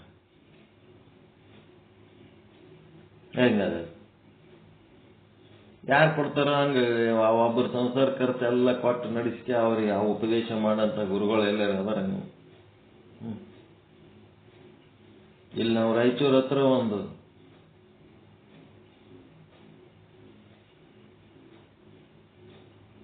ಕ್ಷೇತ್ರ ಅದ, ಅಲ್ಲೊಂದು ಆಶ್ರಮ ಅದ, ದೊಡ್ಡ ಆಶ್ರಮ. ಆ ಆಶ್ರಮಕ್ಕೆ ಅದು ಏನು ಹೆಸರು ನೆನಪು ಬರೋದಲ್ಲ, ಉರ್ಕುಂದಿ ಈರಣ್ಣ ಉರ್ಕುಂದಿ ಅಂತ ಒಂದು ಊರು. ಆ ಆಶ್ರಮಕ್ಕ ನೀವು ಯೋಗ್ಯ ಇದೀರಿ, ನೀವೇ ಸ್ವಾಮೀಜಿ ಆಗ್ಬೇಕು, ಬರ್ರಿ ಅಂತ ಕರೆದ್ರ ನನಗ. ಬರ್ರಿ ಅಂತ ಕರೆದ್ರ ಈಗ ನಾ ಸ್ವಾಮೀಜಿ ಆಗಿ ಬಂದ್ರೆ ನಾನು ಇನ್ನ ಸರ್ವಿಸ್ನಾಗ ಅದೀನಿ, ನನ್ನ ಮಗಳದೊಂದು ಮದ್ವೆ ಅದ, ಈ ಮದ್ವೆ ಮುಗಿದ ಮೇಲೆ ವಿಚಾರ ಮಾಡೋಣ ಅಂತ. ಆಯ್ತು, ಮದ್ವೆ ಮುಗೀತು, ಎಲ್ಲ ಮುಗೀತು. ಅವ್ರದ್ದೇನು ಪತ್ತನೇ ಇಲ್ಲ. ಶಿವಾನಂದ ಅಂತ ಗಪ್ ಚುಪ್ ಆಗ್ಬಿಟ್ಟ. ಮತ್ತ ಅವ್ರೇನು ಕೇಳಲೇ ಇಲ್ಲ ಅಂದ್ರೆ ನಾವರೇ ಕೇಳ್ಬೇಕು ಏನಾಯ್ತು ಅಂತೇಳಿ ಫೋನ್ ಮಾಡಿದೆ. ಇಲ್ರಿ, ನಮ್ಮ ಆಶ್ರಮಕ್ಕೆ ಒಬ್ಬರು ಸ್ವಾಮೀಜಿಗೆ ಬೇರೆಯವ್ರಿಗೆ ಕರ್ಕೊಂಡ್ಬಿಟ್ವಿ ನಾವು. ಆಯ್ತು, ಚಲೋ ಆಯ್ತು ಬಿಡಪ್ಪ, ಒಳ್ಳೇದಾಯ್ತು. ಅಷ್ಟಕ್ಕೆ ಸುಮ್ ಕೂತ್ರ ಮತ್ತೊಂದು 3 ತಿಂಗಳು ಬಿಟ್ಟು ಮತ್ತೆ ಫೋನ್ ಮಾಡಿದ್ರಿ, ನೀವು ಮತ್ತೆ ಸ್ವಾಮೀಜಿಯಾಗಿ ನಮ್ಮ ಆಶ್ರಮಕ್ಕೆ ಬರ್ಬೇಕು. ನಾನು ಮತ್ತು ಸ್ವಾಮೀಜಿ ಯಾರಿಗೋ ಮಾಡ್ಕೊಂಡಿರಿ ಅಂತಲ್ಲ, ಮತ್ತೆ ನಾ ಬರ್ಬೇಕಲ್ಲಿ? ಇಲ್ಲ, ಅವ್ರು ನಮ್ಗೆ ಸೆಟ್ ಆಗಲಿಲ್ಲ, ಅದಕ್ಕೆ ಅವ್ರಿಗೆ ತೆಗೆದು ಬಿಟ್ಟೆವು, ಈಗ ನೀವೇ ಬರ್ರಿ ಮತ್ತ. ನಾನಂದ್ರೆ ಗುರುಗಳು ಮಾಡಿಕೆ ಅವ್ರಿಗೆ ನೀವು ಸೆಟ್ ಆಗ್ಬೇಕ, ನಿಮಗೆ ಅವ್ರು ಸೆಟ್ ಆಗ್ಬೇಕು? ಗುರುಗಳು ಶಿಷ್ಯರಿಗೆ ಸೆಟ್ ಆಗ್ಬೇಕೇನು ಶಿಷ್ಯರು ಗುರುಗಳಿಗೆ ಸೆಟ್ ಆಗ್ಬೇಕ್ರಿ? ದೊಡ್ಡ ದೊಡ್ಡ ಪೀಠಗಳು ಶ್ರೀಮಂತರ ದಿವ್ಯತೆ ಹೇಳಕ್ಕೆ ದೊಡ್ಡ ದೊಡ್ಡ ಪೀಠ ಮಠ ಮಾಡಿ ಗುರುಗಳು ಮಾಡಿ ಕುಂದರ್ಸಕ್ಕೆ ಆ ಶ್ರೀಮಂತರು ತಮ್ಮ ಮನಸ್ಸಿಗೆ ಬಂದಂಗೆ ಆಟ ಆಡಿ ಆ ಸ್ವಾಮಿಗಳಿಗೆ ಮಾನ ಮರ್ಯಾದೆ ಇರ್ಲಾರ್ದಂಗೆ ಮಾಡ್ಲಕತ್ತಾರ. ಆ ಶ್ರೀಮಂತರು ಮಾಡಿದ ಮಠಗಳಿಗೆ ಸ್ವಾಮೀಜಿ ಆಗವರು ಮೂರ್ಖರವ್ರು, ದಡ್ರವ್ರು. ಎಲ್ಲವನ್ನ ತ್ಯಾಗ ಮಾಡಿದಂತ ಸ್ವಾಮೀಜಿ ಹೋಗಿ ಆ ಶ್ರೀಮಂತ ಭಕ್ತರ ಒಂದು ಶ್ರೀಮಂತಿಕೆಯ ಒಂದು ಭೋಗದ ಅಪೇಕ್ಷೆಗಾಗಿ ಹೋಗಿ ಅಂತ ಮಠದಾಗ ಸೇರ್ಕೋತಾರ. ಆ ಶ್ರೀಮಂತರ ರಾಜಸ ಪ್ರವೃತ್ತಿ ಇವತ್ತಿಲ್ಲ ನಾಳೆ ಶ್ರೀಮಂತರು ಮಾಡೋ ಕೆಲಸ ಏನು? ಕಳ್ತನ ಹೊರತದೆ ಅವ್ರ ಕೆಲಸ. ಶ್ರೀಮಂತರ ಬಲ್ಲಿ ಕೆಲಸ ಮಾಡಕ್ ಅಲ್ಲಿ ಹೋದ್ರೆ ಅಂತಂದ್ರೆ ಅವ್ರು ಮಾಡೋದೇ ಒಂದ್ ಕೆಲಸ, ಏನಂದ್ರೆ ಕಳ್ತನ ಹೊರಸೋ ಕೆಲಸನೇ ಅವ್ರ ಕೆಲಸ. ಸ್ವಾಮೀಜಿ ಆದ್ರೆ ಸ್ವಾಮಿ ಕಳು ಮಾಡ್ತಾರಂತಾರ, ಅವ್ರ ಮನೆ ಕೆಲಸದವ್ರಾಗ ಹೋದ್ರೆ ಕೆಲಸದವ್ರು ಕಳು ಮಾಡ್ಯಾರೆ ಅಂತಾರ. ಅವ್ರ ಕೆಲಸನೇ ಅದೇ, ಕಳ್ತನ ಹೊರಸೋದೇ ಒಂದ್ ದೊಡ್ಡ ಕೆಲಸ ಶ್ರೀಮಂತರು. ಯಾಕಂದ್ರೆ ಅವರು ಕಳ್ತನ ಮಾಡಿ ಶ್ರೀಮಂತರಾಗಿರ್ತಾರ. ಬಡವರಿಗೆ ದುಡಿಸಿ ಬಡವರದು ಸಗಣಿ ತಿಂದೇ ಶ್ರೀಮಂತರಾಗಿರ್ತಾರ. ಮತ್ತವ್ರು ಏನ್ ಮಾಡ್ತಾರೆ, ಬಡವರಿಗೆ ಕೆಟ್ಟ ಹೆಸರು ಕೊಟ್ಟು ತಾವು ಆ ಭೋಗವನ್ನು ಅನುಭವಿಸ್ತಿರ್ತಾರೆ. ಬಡವರು ದುಡಿದ್ರೆ ಒಬ್ಬ ಶ್ರೀಮಂತ ಆತಾನ, ಶ್ರೀಮಂತರು ದುಡಿದ್ರು ಶ್ರೀಮಂತರಾಗಲ್ಲ. ಒಂದೇನಾದ್ರು ಸಂಸ್ಥೆ ಕಟ್ಟಿ ಫ್ಯಾಕ್ಟ್ರಿ ಹಾಕಿ ಏನೋ ಮಾಡಿ ಅವ್ರನ್ನ ದುಡಿಸಿ ಅವ್ರಿಗೆ ಶ್ರೀಮಂತ ಮಾಡಲ್ಲ, ಅವ್ರು ತಾವು ಶ್ರೀಮಂತರಾಗ್ತಾರ. ಅಂತ ಶ್ರೀಮಂತರು ಕಟ್ಟಿದ ಮಠಕ್ಕೆ ಯಾರ್ಯಾರ ಸ್ವಾಮಿ ಗೀಮಿ ಆಗಿ ವಾದ್ರ ಅಂತಂದ್ರ ಆ ಸ್ವಾಮಿಗೆ ಒಂದಿಲ್ಲ ಒಂದ್ ದಿವ್ಸ ರೊಕ್ಕ ಕಳು ಮಾಡಿದ್ ಪಟ್ಟ ಅವನ್ ಕಣಿಕ್ ಕಟ್ಟತಾರ ಶ್ರೀಮಂತರು. ಅದೇ ಅವ್ರ ದಂಧ. ಶ್ರೀಮಂತರು ರೊಕ್ಕ ಇದ್ದವ್ರ ಕೆಲಸ ಅದೇ. ಕಳ್ರಿಗೆ ಯಾವಾಗನು ಕಳ್ರಿ ಕಾಣ್ತಿರ್ತಾರ. ಎಷ್ಟು ಸ್ವಾಮೀಜಿಗಳು ಸಫರ್ ಆಗ್ಲಿಕ್ಕತ್ತಾವ. ಅವು ಏನ್ ಹೆಂಡ್ರಿರ್ತಾವ, ಮಕ್ಳು ಇರ್ತಾವ, ಏನೋ ಒಂದಿಟ್ಟು ಎಲ್ಲೋ ತಮ್ಮ ಭವಿಷ್ಯಕ್ಕತ್ತ ಚಮ ಇಟ್ಕೊಂಡಿರ್ಬೋದು. ಅವ್ರಿಗೆ ಭಯಂಕರ ಹಿಂಸೆ ಕೊಡ್ತಾರ ಅವ್ರು ಶ್ರೀಮಂತರು. ತಾವು ಹೇಳ್ದಂಗೆ ಕೇಳ್ಬೇಕಂತ ಎಂತ ಒಂಥರ ನೇಮಕಾತಿ ಅಪಾಯಿಂಟ್ಮೆಂಟ್ ಆರ್ಡರ್ ಕೊಡೋದು, ಮತ್ತ ಅವ್ರ ನೌಕರಿ ತೆಗೆದು ಕ್ಯಾನ್ಸಲ್ ಮಾಡಿ ಮನೆಗೆ ಕಳಿಸೋದು. ಇಂಥದಕ್ಕೆ ಇವರು ಶಿಷ್ಯರ, ಇವ್ರಿಗೆ ಗುರುಗಳು ಅಂತ, ಅಂಥವ್ರಿಗೆ ಗುರುಗಳು ಅನ್ಬೇಕಾ ಇಂಥವ್ರಿಗೆ ಶಿಷ್ಯ ಅನ್ಬೇಕಾ? ನೌಕರಿ ಆರ್ಡರ್ ಕೊಟ್ಟಂಗೆ ಮಾಡ್ತಾರ. ಉಚ್ಚಾಟನೆ ಮಾಡಿ ತೆಗೆದು ಹಾಕೋದು, ಮತ್ತೆ ಅವ್ರಿಗೆ ತಂದು ಅಪಾಯಿಂಟ್ಮೆಂಟ್ ಮಾಡ್ಕೊಳ್ಳೋದು. ಅವು SDC FDC ಪೋಸ್ಟಿಗೆ ಹೆಂಗ್ ಮಾಡ್ತಾರ ಹಂಗ್ ಮಾಡ್ತಾರ. ಅಲ್ಲಿ ಆಧ್ಯಾತ್ಮಿಕ ಗಂಧ ಇರ್ತದ, ಅಲ್ಲಿ ಏನಾರ ಸಾಧನೆ ಅದ, ಸಿದ್ಧಿ ಅದ ಅಂತ ಸ್ವಾಮಿಗಳು ಅಂತವ್ರೆ, ಶಿಷ್ಯರು ಅಂತವ್ರೆ. ಆಧ್ಯಾತ್ಮಿಕ ಸಾಧನೆ ಇರ್ಲಾರ್ದು ಬರೇ ಇಂಥದ್ದು ಲೌಕಿಕ ವಿಚಾರದಲ್ಲಿ ಮಾಡಿದ್ದೆ ಕೆಲ್ಸಕ್ಕೆ ಬರಲದ್ದು. ಅವೆಲ್ಲ ಕೆಲ್ಸಕ್ಕೆ ಬರಲಾರ್ದು. ಯಾರು ಸುಖವಾಗಿರಲ್ಲ, ಅದ್ರಾಗ ನೆಮ್ಮದಿ ಇರಲ್ಲ. ಹಾಳಾಗಿ ಹೋಗಂತ ಕೆಲಸಗಳು, ಸಂಸ್ಥೆಗಳವೆಲ್ಲ.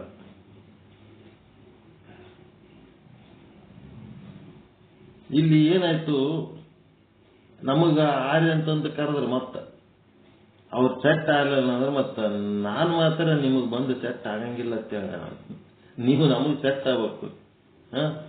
ನಾನು ಗುರುನ, ನೀವು ಗುರುನ, ನಿಮಗ್ ನಾ ಸೆಟ್ ಆಗ್ಬೇಕು ಅನ್ನೋದು ಏನದ? ನಾವಂತೂ ಯಾರಿಗೆ ಸೆಟ್ ಆಗಲ್ಲ, ನಮಗೆ ನೀವು ಸೆಟ್ ಆಗ್ಬೇಕು.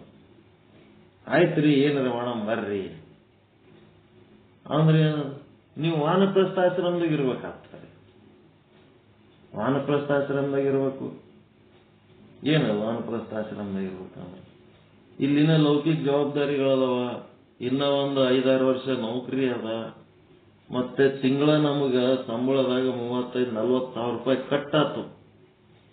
ಡಿಡಕ್ಷನ್ಸ್ ಇರ್ತಾವ ಭವಿಷ್ಯದ ಸೇವಿಂಗ್ಸಿಗೆ. ಮತ್ತೆ ತಿಂಗಳ ಒಂದು 30-40 ಸಾವಿರ ರೂಪಾಯಿ ಅವು ಸ್ಯಾಲ್ರಿ ಡಿಡಕ್ಷನ್ ಆಗಂತವ್ ಕರೆ ಒಂದಿಷ್ಟು ದುಡ್ಡಿನ ವ್ಯವಸ್ಥೆ ಮಾಡಿದ್ರಿ ಅಂತಂದ್ರೆ ನಾವು ಬಂದು ಸ್ವಾಮೀಜಿ ಆಗ್ತೀವಿ ಅಂತಂದೆ.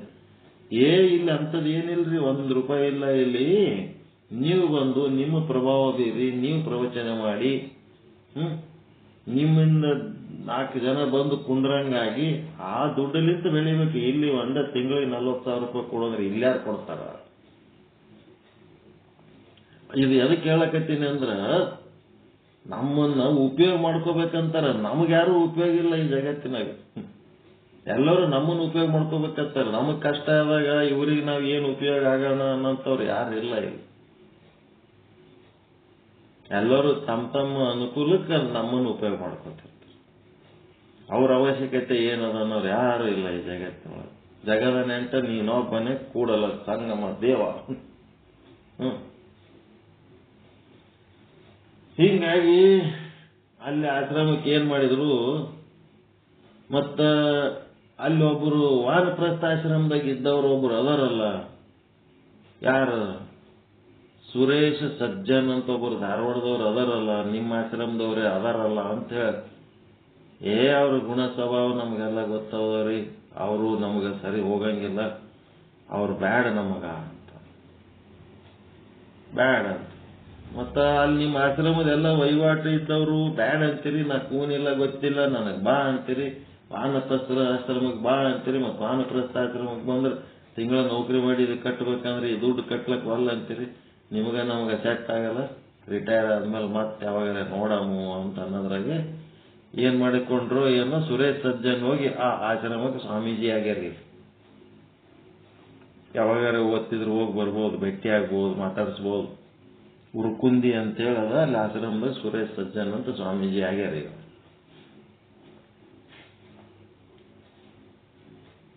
ಎಲ್ಲ ಯಾಕೆ ಹೇಳಕತ್ತೀವಿ ಅಂತಂದ್ರೆ, ನಮ್ಮನ್ನ ಅವ್ರು ಕುಶತೆ ಬಳಸ್ಕೊಳ್ಳಕ್ಕೆ ಎಲ್ಲರೂ ನೋಡ್ತಾರ, ಅವರು ಯಾರು ನಮ್ಮ ಅನುಕೂಲಕ್ಕೆ ಇರಂಗಿಲ್ಲ ಅನ್ನೋದು ಸತ್ಯ ತಿಳ್ಕೊಂಡಿರ್ಬೇಕು.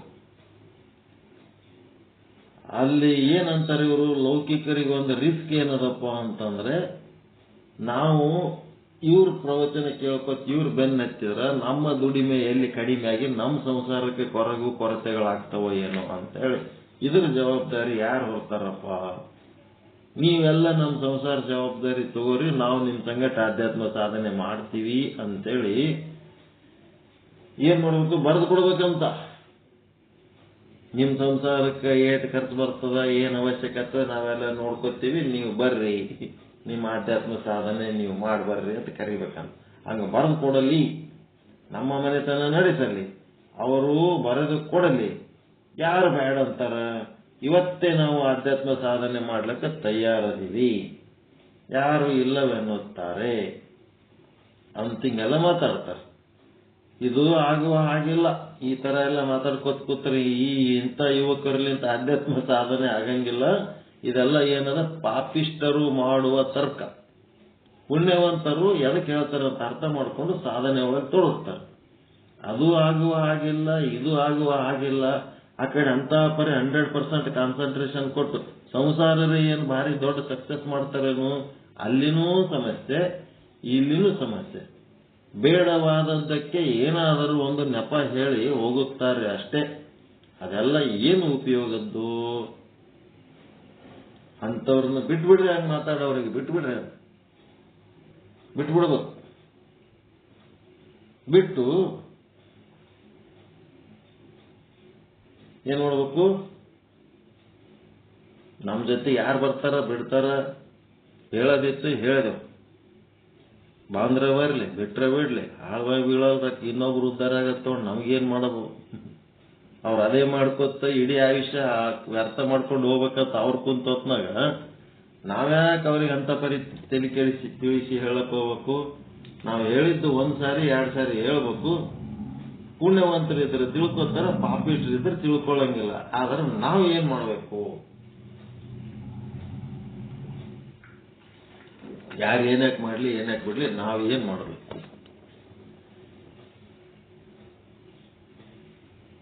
ಏನೇನಾದ್ರು ಮಾಡ್ಕೊತ ಹೋಗ್ಬಾರ್ದು, ಏನೇನಾದ್ರು ಮಾಡ್ಕೊತ ಹೋಗ್ಬಾರ್ದು. ನಾವು ಏನ್ ಮಾಡ್ಬೇಕನ್ನೋದು ಕರೆಕ್ಟ್ ನಮಗೊಂದು ಐಡಿಯಾ ಇರ್ಬೇಕು, ಅದನ್ನೇ ಮಾಡ್ಕೊತ ಹೋಗ್ತಿರ್ಬೇಕು. ಯಾರ್ಯಾರ ಕರೆದರುತ್ತೆ ಯಾರು ಬೆನ್ನತ್ತಿ ಹೋಗಿ ಏನಾರ ಮಾಡ್ಕೊತ ಕುಂದಿರ್ಬಾರ್ದು. ಮೊನ್ನೆ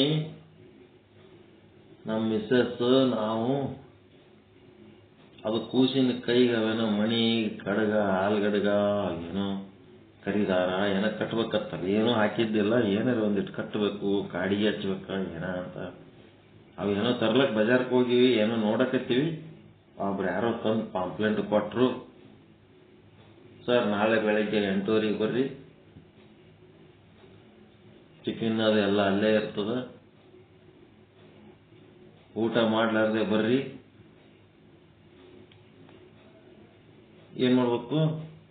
ಟಿಫಿನ್ ಅಲ್ಲೇ ಇರ್ತದ, ಊಟ ಮಾಡ್ಲಾರ್ದೆ ಬರ್ರಿ, ನಿಮ್ಮ ಹೆಲ್ತ್ ಎಲ್ಲ ಚೆಕಪ್ ಮಾಡ್ತೀವಿ, ಏನೇನು ಪ್ರಾಬ್ಲಮ್ ಅದಾವ ಎಲ್ಲ ತಿಳ್ಕೊಂಡು ನಿಮಗೆ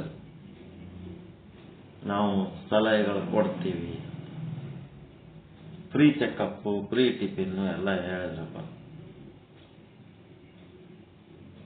ಏನೋ ಓಡಾಡಿ ಪಾಂಪ್ಲೆಂಟ್ ಹಂಚ್ಲಕತ್ತಾರ, ಬಿಸಿಲಾಗ ಕಷ್ಟ ಜೀವಿಗಳು ಅಂತಂದ್ರ ಆ ಪಾಂಪ್ಲೆಂಟ್ ತಿಪ್ಪಾಗಿ ಬಿಸಾಕ್ಬೇಕಾ? ಅವ್ರ ಮಾತಿಗೆ ಗೌರವ ಕೊಟ್ಟು ಏನ್ ಮಾಡ್ಲಕತ್ತಾರ, ಬರ್ತೀವಮ್ಮ ಅಂತೇಳಿ ಒಪ್ಕೊಂಡು ಹೋಗ್ಬೇಕ. ಏನ್ ಮಾಡ್ಬೇಕ್ರಿ? ಬರ್ತೀವಿ ಅಂತ ಹೇಳೋದು. ಫ್ರೀ ಇದ್ರೆ ಹೋಗೋದು. 10:30 ಸುಮಾರಿಗೆ ಅಲ್ಲೇ ಅದ್ರ ಬಾಗ್ಲಾಗೆ ನಮ್ದೊಂದು ಪ್ರೋಗ್ರಾಮ್ ಇತ್ತು. ಒಂದು ತಾಸು ಮೊದಲು ಅಲ್ಲಿ ವಾದೇವ ಅಂದ್ರೆ ಅದು ಮುಗೀತಂದ್ರೆ ಇದಕ್ಕೆ ಅಟೆಂಡ್ ಆಗಮ್ಮ ಅಂತೇಳಿ ಬಾಬು ಜಗಜೀವನ್ ರಾಮ್ ಅವ್ರದ್ದು ಏನಿತ್ತು, ಜಯಂತಿ ಇತ್ತು ಅದ್ರ ಬಾಗ್ಲಾಗೆ.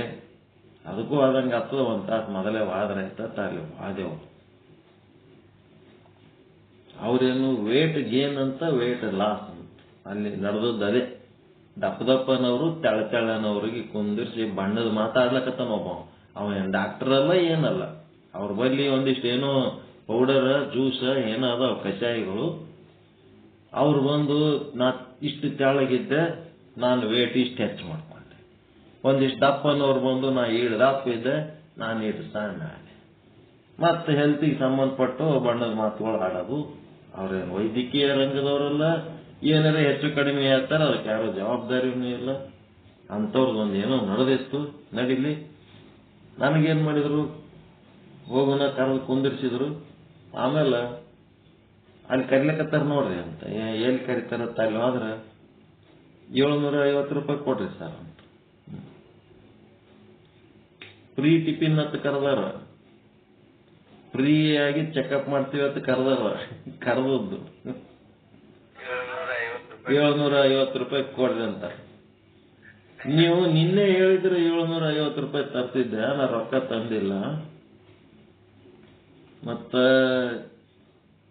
ನೀವು ರೊಕ್ಕ ಬೇಕು ಅಂತಂದ್ರೆ ಮತ್ತೆ ನಾಳೆ ನಾಡ್ದು ಬಂದಾಗ ತಂದು ಕೊಡ್ತೀನಿ ಅಂತ ಹೇಳ.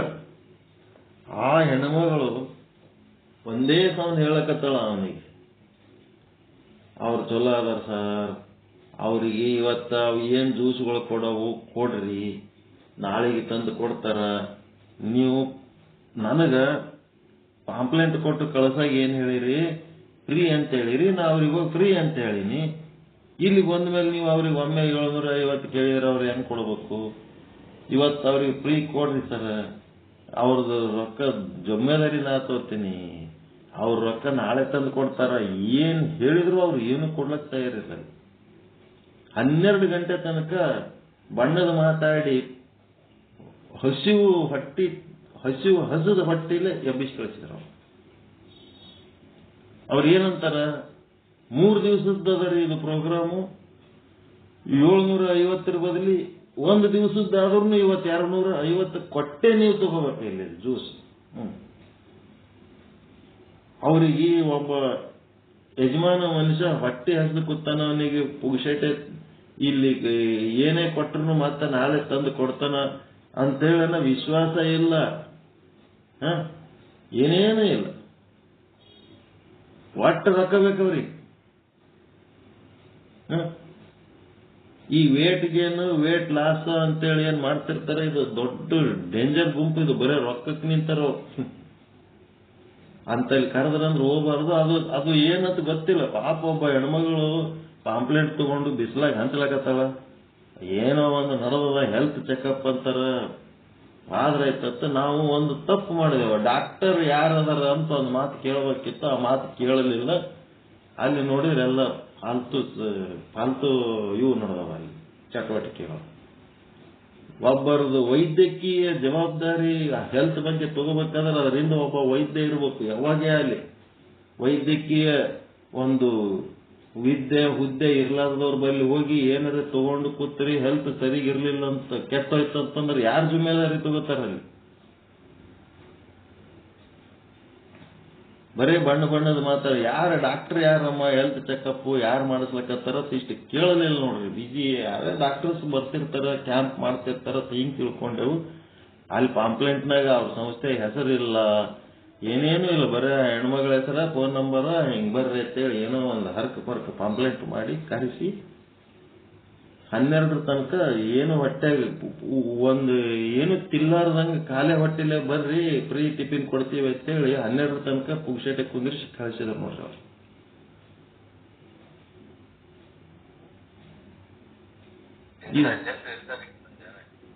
Dangerous, careless.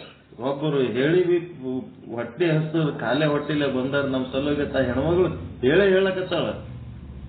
ಅವನಿಗೆ ಎಷ್ಟು ಕರ್ತೈತಿ ಇಲ್ಲ, ಅವನಿಗೆ ರೊಕ್ಕ ಬೇಕಷ್ಟೇ. ಬಣ್ಣದ ಮಾತು ಬೇಕಾದಷ್ಟು ಚಂದನು ಆಡ್ತಾನ. ರೊಕ್ಕ ಕೊಟ್ರೆ ಕೊಡ್ತೀವಿ, ಇಲ್ಲಾಂದ್ರೆ ಇಲ್ಲ. ನಾವು ರೊಕ್ಕ ತಂದಿಲ್ಲ ಅಂತ ಹೇಳಿದ್ರು. ಅವ್ರ ದುರಾಸೆಗೆ ನಾವ್ಯಾಕೆ ಬಲಿ ಪಶು ಆಗ್ಬೇಕ್ರಿ? ಡಜನ್ ಗಟ್ಲೆ ಆಯುರ್ವೇದಿಕ್ ಡಾಕ್ಟರ್ಸ್ ಅಲ್ಲಿಂದ ಇಲ್ಲಿ ತನಕ ಕುಂತಾರ. ನಿಮ್ಗೆ ಏನು ವೇಟ್ ಬೇಕು, ಏನು ವೇಟ್ ಲಾಸ್ ಆಗಬೇಕು, ನಿಮ್ ವೇಟ್ ಬಾಡಿ ವೇಟ್ ಎಷ್ಟಿರ್ಬೇಕಂತ ಡಿಸೈಡ್ ಮಾಡ್ಲಕ್ಕ ಕ್ವಾಲಿಫೈಡ್ ಡಾಕ್ಟರ್ಸ್ ಅದಾರ. ಇವರೆಲ್ಲ ಫಾಲ್ತು ಸಂಸ್ಥೆಗಳು ನಮ್ಮ ಹೆಲ್ತ್ ಬಗ್ಗೆ ಡಿಸೈಡ್ ಮಾಡ್ಲಿಕ್ಕೆ ಯಾರು ಇವರೆಲ್ಲ? ಅಂತವ್ರ ಬಲ್ಲಿ ಹೋಗೋರು ಓದ್ತಿರೋ ಅವ್ರು ದಡ್ರು. ಅವ್ರು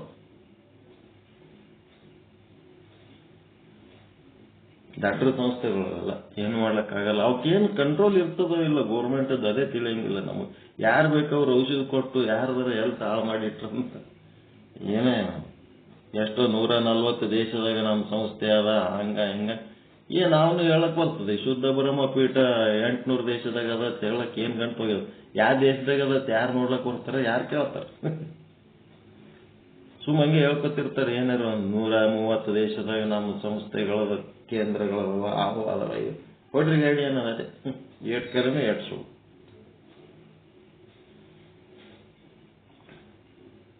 ಇಲ್ಲಿ ನೋಡಿದ್ರೆ ಮನಿಗ್ ಬಂದೆ ವಾಪಸ್ ಅವ್ರು ಟಿಫಿನ್ ಮಾಡಿ ಚಾ ಕುಡಿದು ಕೂತ್ಬಿಟ್ಟಾರ. ಅವ್ರ ಮನ್ಯಾಗ ಏನ್ ಟಿಫಿನ್ ಇಲ್ಲ ಪಾಪನೇ, ಮಧ್ಯಾಹ್ನ ಊಟ ಅಡಿಗೆ ಅಂತಾರ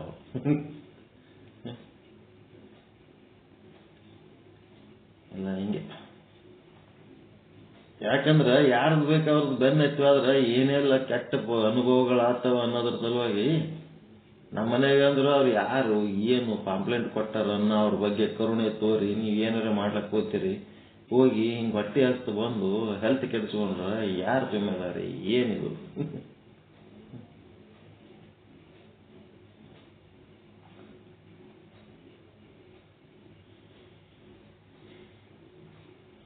ನಮ್ ಕಾಲದ ಹೆಣ್ಮಗಳು ಬಹಳ ಕಾಳಜಿ ಮಾಡಿದಲ್ಲ ಅವತ್ತಿನ ದಿವಸ. ಬಟ್ ಅವ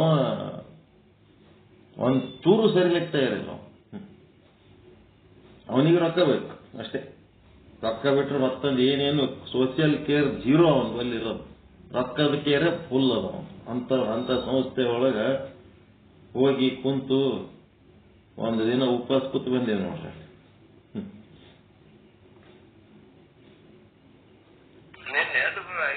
ಅದೇ ಜಗಜೀವನ್ ರಾಮ್ ನಿನ್ನೆ ಆಯ್ತಾ ಮೊನ್ನೆ ಆಯ್ತಲ್ರಿ ಕಾರ್ಯಕ್ರಮ? ಬಾಬು ಜಗಜೀವನ್ ನಿನ್ನೆ ಅಥವಾ ಮೊನ್ನೆ? ನಿನ್ನೆ ಮೊನ್ನೆ ಇರ್ಬೇಕು. ಜಗಜೀವನ್ ರಾಮ್ DC ಅವರು ಸ್ಪೀಚ್ ಮಾಡಿದ್ರು ಜಗಜೀವನ್ ರಾಮ್ ಅವ್ರ ಬಗ್ಗೆ. ಡಿಫೆನ್ಸ್ ಮಿನಿಸ್ಟರ್ ಇದ್ರಂತ ಅವಾಗ ಅವರು. ಇಂಡಿಯಾ ಪಾಕಿಸ್ತಾನ್ ಯುದ್ಧ ಆಗಾಗ ಪಾಕಿಸ್ತಾನ್ ಬಾಂಗ್ಲಾದೇಶ ಡಿವೈಡ್ ಮಾಡಂತ ಒಂದು ಪಾಲಿಸಿ ಮಾಡಿದವರೆಲ್ಲ ಈ ಜಗಜೀವನ್ ರಾಮ್ ಅಂತ ಆಗಿನ ಕಾಲದೊಳಗೆ. ಏನ್ ವೈಭವ, ಏನು ಏನಾಕಿರ್ಲಕ್ ಬಿಡಪ್ಪ. ಪುಣ್ಯ ಮಾಡೀನಿ ಈ ಕಾರ್ಯಕ್ರಮ ಅಟೆಂಡ್ ಆಗೋದಕ್ಕೆ ಅನ್ನಿಸ್ಬಿಡ್ತ ನಾನು. ಜಗಜೀವನ್ ರಾಮ್ ಅವ್ರದ್ದು ವೈಭವ ಹೇಳಕ್ ಒಬ್ಬ ಜಿಲ್ಲಾಧಿಕಾರಿ, ಡಿಸ್ಟ್ರಿಕ್ಟ್ ಮ್ಯಾಜಿಸ್ಟ್ರೇಟ್ ಸ್ಪೀಚ್ ಅಗ್ದಿ ಓಪನ್ ಆಗಿ ಅವ್ರ ಬಗ್ಗೆ ಎಷ್ಟು ಚಂದ ಹೇಳಿದ್ರು. ಎಲ್ಲರೇ ಅವ್ರದ್ದು ಹಿಸ್ಟ್ರಿ ಬುಕ್ ಸಿಕ್ತಂದ್ರೆ ತಗೊಂಡು ಓದ್ಬೇಕನ್ನಿಸ್ತು. ಮಹಾತ್ಮರು ಏನೇನೋ ಮಾಡ್ತಾರ ಆಗಿನ ಕಾಲದವ್ರು.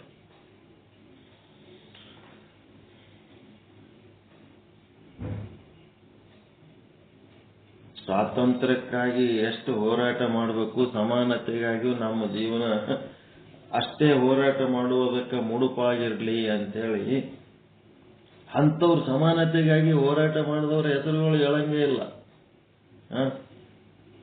ಅವರು ಏನೇನ್ ಮಾಡ್ಯಾರ ಏನೇನ್ ಬಿಟ್ಟಾರ ಎಲ್ಲ ಹೇಳಿದ್ರು ಫಸ್ಟ್ ಕ್ಲಾಸ್. ಅವ್ರ ಹೆಸರು ಯಾರು ಹೇಳಕ್ಕೆ ತಯಾರಿರ್ಲಿಲ್ಲಪ್ಪ, ಎಂತ ಜನ ಇವರು ಅನಿಸ್ತು.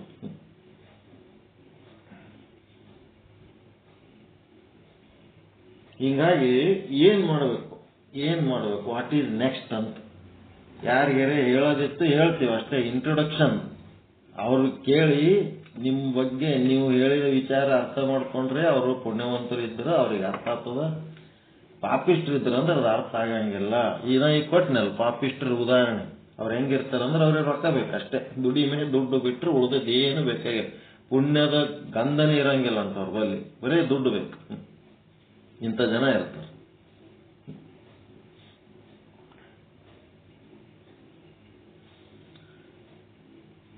ಆದ್ದರಿಂದ ಆಗ ಏನು ಮಾಡಬೇಕೆಂದರೆ ಬಲ್ಲ ಗುರುವನ್ನ ಆಶ್ರಯಿಸಬೇಕು. ಆಗ ಅಂದ್ರೆ ಅವಾಗ ಯೌವನದಲ್ಲಿ, ಬಾಲ್ಯ ಅಲ್ಲ, ವೃದ್ಧಾಪ್ಯದಲ್ಲಿ ಅಲ್ಲ, ಯೌವನದಲ್ಲಿ ಒಬ್ಬ ಬಲ್ಲ ಗುರುವನ್ನ ಆಶ್ರಯಿಸಬೇಕು. ಸಿಕ್ಕವರಿಗೆ ಗುರು ಅಂತೇಳಿ ಬೆನ್ನತ್ತಬಾರದು. ಪಾನಿ ಪೀನ ಚಾನಿಕೆ ಗುರು ಕರ್ಲೇನ ಪಹಿಚಾನಿಕೆ. ಒಬ್ಬ ಗುರು ಅಂತೇಳಿ ಒಪ್ಕೋಬೇಕಾದ್ರ ಅವನ್ನ ನೋಡಿ ಪರೀಕ್ಷೆ ಮಾಡಿ ನೀರು ಕೊಟ್ಟ ಕೂಡಲೇ ಹೆಂಗ ಒಂದ್ಸಾರಿ ನೋಡಿ ಕುಡಿತೀರಲ್ಲ ಹಂಗ. ಗುರು ಅಂತಂದ್ರ ಅವನ್ನ ಹಿಡಿದು ಮೊದಲ ನೋಡಿ ಅವನ ಬಗ್ಗೆ ಸ್ಟಡಿ ಮಾಡಬೇಕು. ಹೆಂಗದನ ಏನದನ ನೋಡಿ ಗುರುವನ್ನ ಮಾಡ್ಕೋಬೇಕು.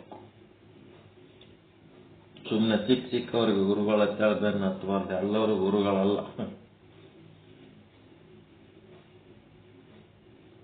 ಆ ಗುರುವಿನಲ್ಲಿ ಹೋಗಿ ಏನ್ ಮಾಡ್ಬೇಕಪ್ಪ ಅಂತಂದ್ರೆ ಗುರುವಿನಲ್ಲಿ ಸೇವೆ ಮಾಡ್ಬೇಕು. ಮೊದಲು ಸೇವಿಸಬೇಕು. ಆ ಸೇವೆನೇ ರಾಮಬಾಣ. ಗುರುವಿನ ಅಂತಃಕರಣ ಕರಗಬೇಕಾದ್ರೆ ಗುರುವಿನ ಸೇವೆ ಮಾಡ್ಬೇಕು. ಸ್ಥಾನ ಸೇವೆ, ಸದ್ಭಾವ ಸೇವೆ, ಅಂಗ ಸೇವೆ, ಆಪ್ತ ಸೇವೆ ಅಂತ ಏನಿರ್ತಾವಲ್ಲ ಅದು ಮಾಡಬೇಕು.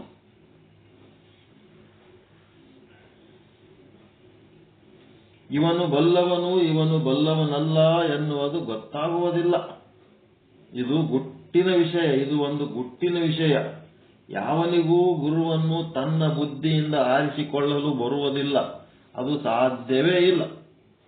ಯಾಕೆಂದರೆ ಅವನ ಯೋಗ್ಯತೆ ಇವನಿಗೆ ಗೊತ್ತಿದ್ದರೆ ಇವನು ಜ್ಞಾನಿಯೇ ಆಗಿ ಬಿಡುತ್ತಿದ್ದ. ಗುರುವಿನ ಯೋಗ್ಯತೆ ಶಿಷ್ಯನಿಗೆ ಗೊತ್ತಿತ್ತಂದ್ರ ಇವನು ಜ್ಞಾನಿ ಆಗಿರ್ತಿದ್ದ. ಇವನಿಗೇನು ಗೊತ್ತಿರಂಗಿಲ್ಲ. ಶಾಲೆಯಲ್ಲಿ ಕಲಿಯುವ ಒಬ್ಬ ಬಾಲಕ ತನ್ನ ಶಿಕ್ಷಕನ ಯೋಗ್ಯತೆಯನ್ನು ಹೇಗೆ ಅರಿಯಲಾರನೋ ಹಾಗೆಯೇ ಜನಗಳ ಬ್ರಹ್ಮನಿಷ್ಠವನ್ನ ಈ ಜನಗಳು ಬ್ರಹ್ಮನಿಷ್ಠನನ್ನು ಅವರ ಉಪದೇಶ ಪಡೆಯುವ ಮೊದಲೇ ಗುರುತಿಸುವುದು ಸಾಧ್ಯ ಇಲ್ಲವೇ ಇಲ್ಲ. ಗುರುವಿನ ಬಳಿ ಕುಳಿತು ಉಪದೇಶ ಪಡೆಯಲಾರದೆ ಆ ಗುರು ಎಂತವನಂತ ಗೊತ್ತೇ ಆಗಂಗಿಲ್ಲ. ಗುರುವಿನ ಬಳಿ ಇದ್ದು ಗುರುವಿನ ಸೇವೆ ಮಾಡಬೇಕು, ಪ್ಲಸ್ ಅವ್ರದ್ದು ಉಪದೇಶ ಪಡ್ಕೋಬೇಕು. ಆ ಉಪದೇಶ ಪಡ್ಕೊಂಡಾಗ ಆ ಗುರುಗಳು ಎಂತವರು ಎಷ್ಟು ಸಮರ್ಥರು ಅಂತ ಗೊತ್ತಾಗ್ತದೆ. ಉಪದೇಶ ಪಡ್ಕೋಬೇಕು. ಎಲ್ಲ ಮಠದೊಳಗ ಊಟಕ್ಕಾಕಿ ಹಳ್ಳಿ ಹುಡುಗರಿಗೆ ಇಟ್ಕೊಂಡಿರ್ತಾರ. ಆ ಹುಡುಗರಿಗೆ ಎದಕ್ಕಂದ್ರೆ ಮಠದಾಗ ಕಸ ಹೊಡ್ಲಿಕ್ಕ ಅಂತದ್ಕ ಇಂಥದ್ಕ ಎದಕ್ಕೋ ಬಳಸ್ಕೋತಾರ ಹೊರತು ಉಪದೇಶ ಕೇಳಕ್ಕ, ಉಪದೇಶ ಹೇಳಕ್ಕ, ಇವ್ರು ಹೇಳಕ್ ಕುಂದ್ರದ ಅವ್ರು ಕೇಳಕ್ ಕುಂದ್ರಲ್ಲ. ಮಠದಾಗ ಕೆಲಸ ಮಾಡ್ಲಕ್ ಇಟ್ಕೊಂಡು ಹಂಗೆ ಇಟ್ಕೊಂಡಿರ್ತಾರ ಹುಡುಗರಿಗೆ. ಗುರುವಿನ ಬಳಿ ಇದ್ದು ಏನು ಉಪಯೋಗ ಆಯ್ತು? ಗುರುವಿನ ಬಳಿ ಮಠದಾಗಿದ್ದು ಉಪದೇಶ ಪಡಿಲಾರದೆ ಏನು ಉಪಯೋಗ ಆಯ್ತು? ಅವ್ರಿಗೆ ಹೇಳಕ್ಕೂ ಟೈಮ್ ಇಲ್ಲ, ಇವ್ರಿಗೆ ಕೇಳಕ್ಕೂ ಇಂಟ್ರೆಸ್ಟ್ ಇಲ್ಲ. ಇಂಥ ಮಠದಾಗ ನಾವು ಆ ಮಠದಾಗ ಬೆಳೆದೀವಿ ಅಂತ ಹೇಳ್ತಿರ್ತಾರೆ. ಆ ಮಠದಾಗೆ ನಾವು ಡಿಗ್ರಿ ಮಾಡೀವಿ, PUC ಮಠದಾಗೆ ಮಾಡೀವಿ ಅಂತಾರ. ಮತ್ತ ಎಷ್ಟು ದಿವಸ ಇದ್ರಿ, ಎಷ್ಟು ವರ್ಷ ಇದ್ರಿ, ಮತ್ತ ಎಷ್ಟು ದಿವಸ ಆ ಗುರುಗಳ ಮುಂದೆ ಕೂತಿಕೆ ಅವ್ರದ್ದು ಉಪದೇಶ ಕೇಳಿರಪ್ಪ ಅಂತ ಕೇಳಿದ್ರೆ ಪೂಜೆ ಜೀರೋ. ಏನಿಲ್ಲ, ಮಠದಾಗ ಕೂಳು ತಿಂದು ಬೆಳೆದಿರ್ತಾರೆ ಅಷ್ಟೇ. ಏನು ಜ್ಞಾನನೇ ಪಡ್ಕೊಂಡಿರಂಗಿಲ್ಲ. ಹೊತ್ತು ಮುಣಿಗೆ ಒಂದ್ 2 ಸೇರೋ 3 ಸೇರೋ ಎಷ್ಟು ಹುಡುಗರು ಇರ್ತಾವ ಅಟ್ ಅನ್ನ ಸಾರ ಮಾಡ್ತಾರ, ಆಯ್ತು ತಿಂದು ಬೆಳೆದಿರ್ತಾರೆ ಅಷ್ಟೇ. ಅವ್ರು ಮಠದಾಗ ಬೆಳೆದಿವ ತಿಳ್ಕೊತ ಅಡ್ಡಾಡ್ತಿರ್ತಾರೆ. ಮಠದ ಸಂಸ್ಕಾರನೇ ಇರಂಗಿಲ್ಲ ಅವ್ರ ಹತ್ರ. ಏನ್ ಮಾಡ್ಬೇಕು? ಎಲ್ಲ ವಿಚಿತ್ರ ಇವು. ಅದಕ್ಕೆ ಗುರುವಿನಿಂದ ಉಪದೇಶ ಪಡೆಯುವ ಮೊದಲೇ ಗುರುವನ್ನು ಗುರುತಿಸುವುದು ಸಾಧ್ಯ ಇಲ್ಲ. ಕೆಲವರು ಇಂತಹ ಗುರುತಿನಿಂದ ಕಂಡು ಹಿಡಿಯಬೇಕು. ಹಾಗೆ ಹೀಗೆ ಅನ್ನುತ್ತಾರೆ ಅನ್ನಲಿ. ಆದರೆ ಇದ್ದ ಸಂಗತಿ ಏನೆಂದರೆ ಇವನ ಸುಕೃತದಿಂದಲೇ ಆ ಗುರುವಿನ ಪ್ರಾಪ್ತಿ ಆಗಬೇಕೇ ಹೊರತು ಅನ್ಯಥಾ ಅಲ್ಲ. ಯಾವುದೇ ಗುರುವನ್ನು ಹಿಡ್ಕೊಂಡ್ರೆ ಅವನ ಬಗ್ಗೆ ಯಾರು ಬೇಕವ್ರು ಏನ್ ಬೇಕಾದೆ ಅಂತಿರ್ತಾರೆ, ಬೈತಿರ್ತಾರೆ. ಯಾರು ಸಮಾಜದಾಗ 4 ಮಂದಿಯಾಗ ಒಬ್ಬ ಏನಾರ ಸ್ವಲ್ಪ ಮ್ಯಾಲ ವಾದ್ನು ಅಂತಂದ್ರ ಅವನಿಗೆ ಕೆಳಗೆ ಬೈಯೋರು ಜಗ್ಗಿ ಮಂದಿ ತಯಾರಾಗ್ಬಿಡ್ತಾರೆ. ಯಾರು ಏನ್ಯಾಕೆ ಅನ್ನಲ್ರಕ್ಕ, ನನ್ನ ಪುಣ್ಯಕ್ಕ ಈ ಗುರು ನನಗೆ ಕರೆಕ್ಟ್ ಅಂತೇಳಿ ಮ್ಯಾಚ್ ಆಗ್ಬೇಕು. ಯಾರು ಏನಾರೇ ಅನ್ಲಿ, ನಾ ಗುರು ಅಂತ ಒಬ್ಬನಿಗೆ ಸೆಲೆಕ್ಟ್ ಮಾಡ್ಕೊಂಡ್ಮೇಲೆ ಆ ಗುರುವಿಗೆ ಮಂದಿ ಏನೇನೋ ಅಂತಿರ್ತಾರೆ, ಅದು ನಮಗೆ ಸಂಬಂಧ ಇಲ್ಲ. ನನಗೆ ಈ ಗುರು ಏನ್ ಬೇಕು ಅಂತ ಸಿಕ್ಕನ ಸಾಕಪ್ಪ ಅಂತ ಗುರುವಿಗೆ ಗಟ್ಟಿಯಾಗಿ ಹಿಡ್ಕೋಬೇಕಷ್ಟೇ. ಕೆಲವರು ಹಾಗೆ ಹೀಗೆ ಅನ್ನುತ್ತಿರುತ್ತಾರೆ ಅನ್ಲಿ. ಆದರೆ ಇದ್ದ ಸಂಗತಿ ಏನೆಂದರೆ ಆ ಶಿಷ್ಯನ ಸುಕೃತದಿಂದಲೇ ಆ ಗುರುವಿನ ಪ್ರಾಪ್ತಿ ಆಗಬೇಕೇ ಹೊರತು ಅನ್ಯಥಾ ಅಲ್ಲ. ಈಗ ಹೇಗೆ ನಮ್ಮ ಹಿಂದಿನ ಪುಣ್ಯದ ಬಲದಿಂದ ಐಶ್ವರ್ಯವಾಗಲಿ, ಆರೋಗ್ಯವಾಗಲಿ, ಸಂತತಿಯಾಗಲಿ ಹೇಗೆ ಪ್ರಾಪ್ತಿಯಾಗುತ್ತದೆಯೋ ಹಾಗೆ ಅದಕ್ಕೆ ಅಂಥದ್ದೊಂದು ಪುಣ್ಯ ಇದ್ದರೆ ಅಂಥವನಿಗೆ ಒಬ್ಬ ಗುರು ಸಿಗ್ತಾನೆ. ಪುಣ್ಯವಂತರಿಗೆ ಗುರು ಸಿಗ್ತಾನೆ. ನೀನು ಹುಡುಕುತ್ತವಾದರೆ ಎಂದೂ ಸಿಗೋದಿಲ್ಲ. ಏನೆಂದು ನೀನು ಹುಡುಕುತ್ತಿ? ಅವನಿಗೆ ಲಕ್ಷಣ ಏನು ಇರುತ್ತದೆ ಇರಲಿ, ಅಂತೂ ಅವನು ಆಶ್ರಯವನ್ನು ಮಾಡಬೇಕು. ಭಾಗವತದಲ್ಲಿ ಪ್ರಹ್ಲಾದನ ವಿಷಯ ಬರುತ್ತದೆ. ಸಣ್ಣವನು ಹುಡುಗ ಅವನು. ಯಾವ ಪೂರ್ವ ಸುಕೃತವೋ ಏನೋ ಆತನಿಗೆ ನಾರದರ ಉಪದೇಶದಿಂದ ಜ್ಞಾನವೂ ಆಗಿಬಿಡುತ್ತದೆ. ಜ್ಞಾನಿಗಳ ಸ್ವಭಾವ ಸಾಮಾನ್ಯವಾಗಿ ಏನು ಇರುತ್ತದೆ ಎಂದರೆ ಅವರು ಸಣ್ಣವರೇ ಇರಲಿ ದೊಡ್ಡವರೇ ಇರಲಿ, ಜ್ಞಾನ ಚೆನ್ನಾಗಿ ಉಂಟಾಯಿತು ಎಂದರೆ ಸುಮ್ಮನೆ ಇರುವುದಿಲ್ಲ. ಹೇಗೆ ಔಷಧಿಗಳೆಲ್ಲವೂ ರಕ್ತದಲ್ಲಿ ಬೆರೆತುಕೊಂಡ ಮೇಲೆ ಆರೋಗ್ಯವನ್ನು ಕೊಡುತ್ತವೆಯೋ ಹಾಗೆ ಜ್ಞಾನವೆಂಬುದು ಬುದ್ಧಿಯಲ್ಲಿ ಹೊಳೆದೊಡನೆ ಅದು ಸುಮ್ಮನೆ ಕೂಡುತ್ತದೆಯೋ ಹಾಗೆ ಜ್ಞಾನವೆಂಬುದು ಸುಮ್ಮನೆ ಕೂಡುವುದಿಲ್ಲ. ಅದನ್ನೇ ಮಾತನಾಡಿ ಅದನ್ನೇ ಮಾಡುತ್ತಾ ಹೋಗಿಬಿಡುತ್ತಾನೆ. ಅವನು ಕೇಳಲಿ ಅಥವಾ ಬಿಡಲಿ ಹೇಳುತ್ತಾ ಹೋಗುವುದು ಅದು ತನ್ನ ಆನಂದಕ್ಕಾಗಿ. ಹಾಗೆಂದೇ ಶಾಲೆಯಲ್ಲಿ ಕಲಿಯುವಾಗ ಪ್ರಹ್ಲಾದ ತನ್ನ ಗೆಳೆಯರು ಅವರು ಇವನ ವಯಸ್ಸಿನ ಹುಡುಗರೇ ಅವರನ್ನು ಎದುರಿಗೆ ಕೂಡಿಸಿಕೊಂಡು ಬೋಧನೆ ಮಾಡುತ್ತಿದ್ದನೆಂದು ಭಾಗವತದಲ್ಲಿ ಬರುತ್ತದೆ. ನಾರದರಿಂದ ಉಪದೇಶ ತಗೊಂಡ ಕ್ಲಾಸ್ನಾಗ ಕೂತು ತನ್ನ ಕ್ಲಾಸಿನ ಹುಡುಗರಿಗೆ ತಾನು ಉಪದೇಶ ಮಾಡ್ಲಕತ್ತ ಬಾಲಕ ಪ್ರಹ್ಲಾದ. ಈ ರೀತಿ ಭಾಗವತದಾಗ ಬರ್ತದೆ. ಅವನು ಹೇಳಿದ ಒಂದು ಮಾತು ನಾವು ನೀವು ಕೂಡಿಯೇ ಕೇಳೋಣ, ಸಣ್ಣ ಹುಡುಗನ ಮಾತು ಅದು. ಭಕ್ತ ಪ್ರಹ್ಲಾದ ಗುರುವಿನ ಬಳಿ ಹೋಗಿ ಸಾಧನೆ ಮಾಡಿ ಆ ಗುರುಗಳ ಬಲ್ಲಿರೋ ಶಿಷ್ಯರಿಗೆ ತಾನೇ ಗುರುವಾಗಿ ಪಾಠ ಹೇಳುವ ಮಟ್ಟಿಗೆ ತಯಾರಾದ. ಆತ ಏನು ವಾಕ್ಯ ಹೇಳ್ತಾನ, ಏನು ಕಲಿಸ್ತಾನ ಅನ್ನೋದು ಟೈಮ್ ಆಯಿತು. ಕೌಮಾರ ಆಚರೇತ್ ಪ್ರಾಜ್ಞ ಧರ್ಮಾನ್ ಭಾಗವತಾನ್ ಇಹ ಅಂತಂದ್ರೆ ಈ ಭಾಗವತ ಧರ್ಮಗಳೆಂದೇನಿವೆ ಭಗವಂತನ ಪ್ರಾಪ್ತಿಗಾಗಿ ಮಾಡುವ ಉಪಾಯಗಳು ಎಂದು ಅರ್ಥ. ನಾಮ ಜಪ ಧ್ಯಾನ ಮಾಡುವುದು, ಪೂಜೆ ಮಾಡುವುದು ಇವೆಲ್ಲ ಸಾಧನೆಗಳು ಅವರವರ ಅಧಿಕಾರಕ್ಕೆ ಅನುಸರಿಸಿ ಹೇಳಿದ ಭಗವಂತನ ಪ್ರಾಪ್ತಿಯ ಉಪಾಯಗಳಿಗೆ ಭಾಗವತ ಧರ್ಮ ಎಂದು ಹೆಸರು ಅಷ್ಟೇ. ಅವುಗಳನ್ನ ಕೌಮಾರ ಏವ ಆಚರೇತ್ ಕುಮಾರಾವಸ್ಥೆ ಒಳಗೆ ಮಾಡಬೇಕು. ಇವ್ರು ಹೇಳಕತ್ತಾರ ಏನು ಅದಕ್ಕೆ ಇದು ಮ್ಯಾಚ್ ಮಾಡ್ಕೊಂಡು ತಗೊಂಡಾರ. ಕುಮಾರಾವಸ್ಥೆ ಅಂದ್ರೆ ಯೌವನದಲ್ಲಿ ಈ ಒಂದು ಸಾಧನೆ ಮಾಡಬೇಕು, ಶಕ್ತಿ ಇರಗೆ ಈ ಸಾಧನೆ ಮಾಡ್ಬೇಕಂತೇಳಿ ಪ್ರಹ್ಲಾದ ಸಹಿತ ಆ ಮಾತನ್ನ ಹೇಳೇನ ಅಂತೇಳಿ ಅದರ ಸಪೋರ್ಟ್ ತಗೊಂಡು ಹೇಳಕತ್ತಾರ. ಅದಕ್ಕೆ ಸಂಬಂಧಪಟ್ಟಂಥದ್ದು ನಾಳೆ ಮತ್ತೆ ಸಮಯ ಸಿಕ್ತಂತಂದ್ರೆ ಹೇಳೋಣ. ಇವಾಗ ಏನು ಹೇಳಕತ್ತೀವಿ, ಒಟ್ಟ ಬಾಲ್ಯ ಮತ್ತು ವೃದ್ಧಾಪ್ಯದೊಳಗ ಯಾವ ಸಾಧನೆನೂ ಮಾಡ್ಲಿಕ್ಕೆ ಆಗಂಗಿಲ್ಲ, ಅಲ್ಲಿ ಸ್ವಾತಂತ್ರ್ಯ ಇರಂಗಿಲ್ಲ. ಯೌವನದಲ್ಲಿ ಮಾತ್ರ ಸ್ವಾತಂತ್ರ್ಯ, ಯೌವನದಲ್ಲಿ ಮಾತ್ರ ಶಕ್ತಿ, ಯೌವನದಲ್ಲಿ ಏನ್ ಸಾಧನೆ ಮಾಡ್ಲಿಕ್ಕೆ ಸಾಧ್ಯ ಅದ ಅದೆಲ್ಲ ಯೌವನದಲ್ಲೇ ಮಾಡ್ಲಿಕ್ಕೆ ಸಾಧ್ಯ ಅಂತ ಮಾತು ಹೇಳಿ, ಮುಂದೆ ಪ್ರಹ್ಲಾದ ಯಾವ ರೀತಿ ತನ್ನ ಕ್ಲಾಸ್ಮೇಟ್ಗಳಿಗೆ ಪಾಠ ಹೇಳ್ತಾನ, ಏನ್ ಹೇಳ್ತಾನ ಅನ್ನೋದ್ರ ಬಗ್ಗೆ ಮತ್ತೆ ನಾಳೆ ಹೇಳೋಣ ಅಂತ ಹೇಳೋ ಮೂಲಕ ಈ ಚಿಂತನವನ್ನು ನಿಮ್ಮೆಲ್ಲರ ಪಾದಗಳಿಗೆ ಅರ್ಪಿಸ್ತಿದ್ದೇನೆ. ಎಲ್ಲರಿಗೂ ಒಳಿತಾಗಲಿ, ಎಲ್ಲರಿಗೂ ಶುಭವಾಗಲಿ. ಜೈ ಶುದ್ಧ ಬ್ರಹ್ಮ, ಜೈ ಜೈ ಶುದ್ಧ ಬ್ರಹ್ಮ. ಓಂ ಶಾಂತಿ ಶಾಂತಿ ಶಾಂತಿ. ಶರಣ ಶರಣಾರ್ಥಿ, ಶರಣ ಶರಣ. ಓಂ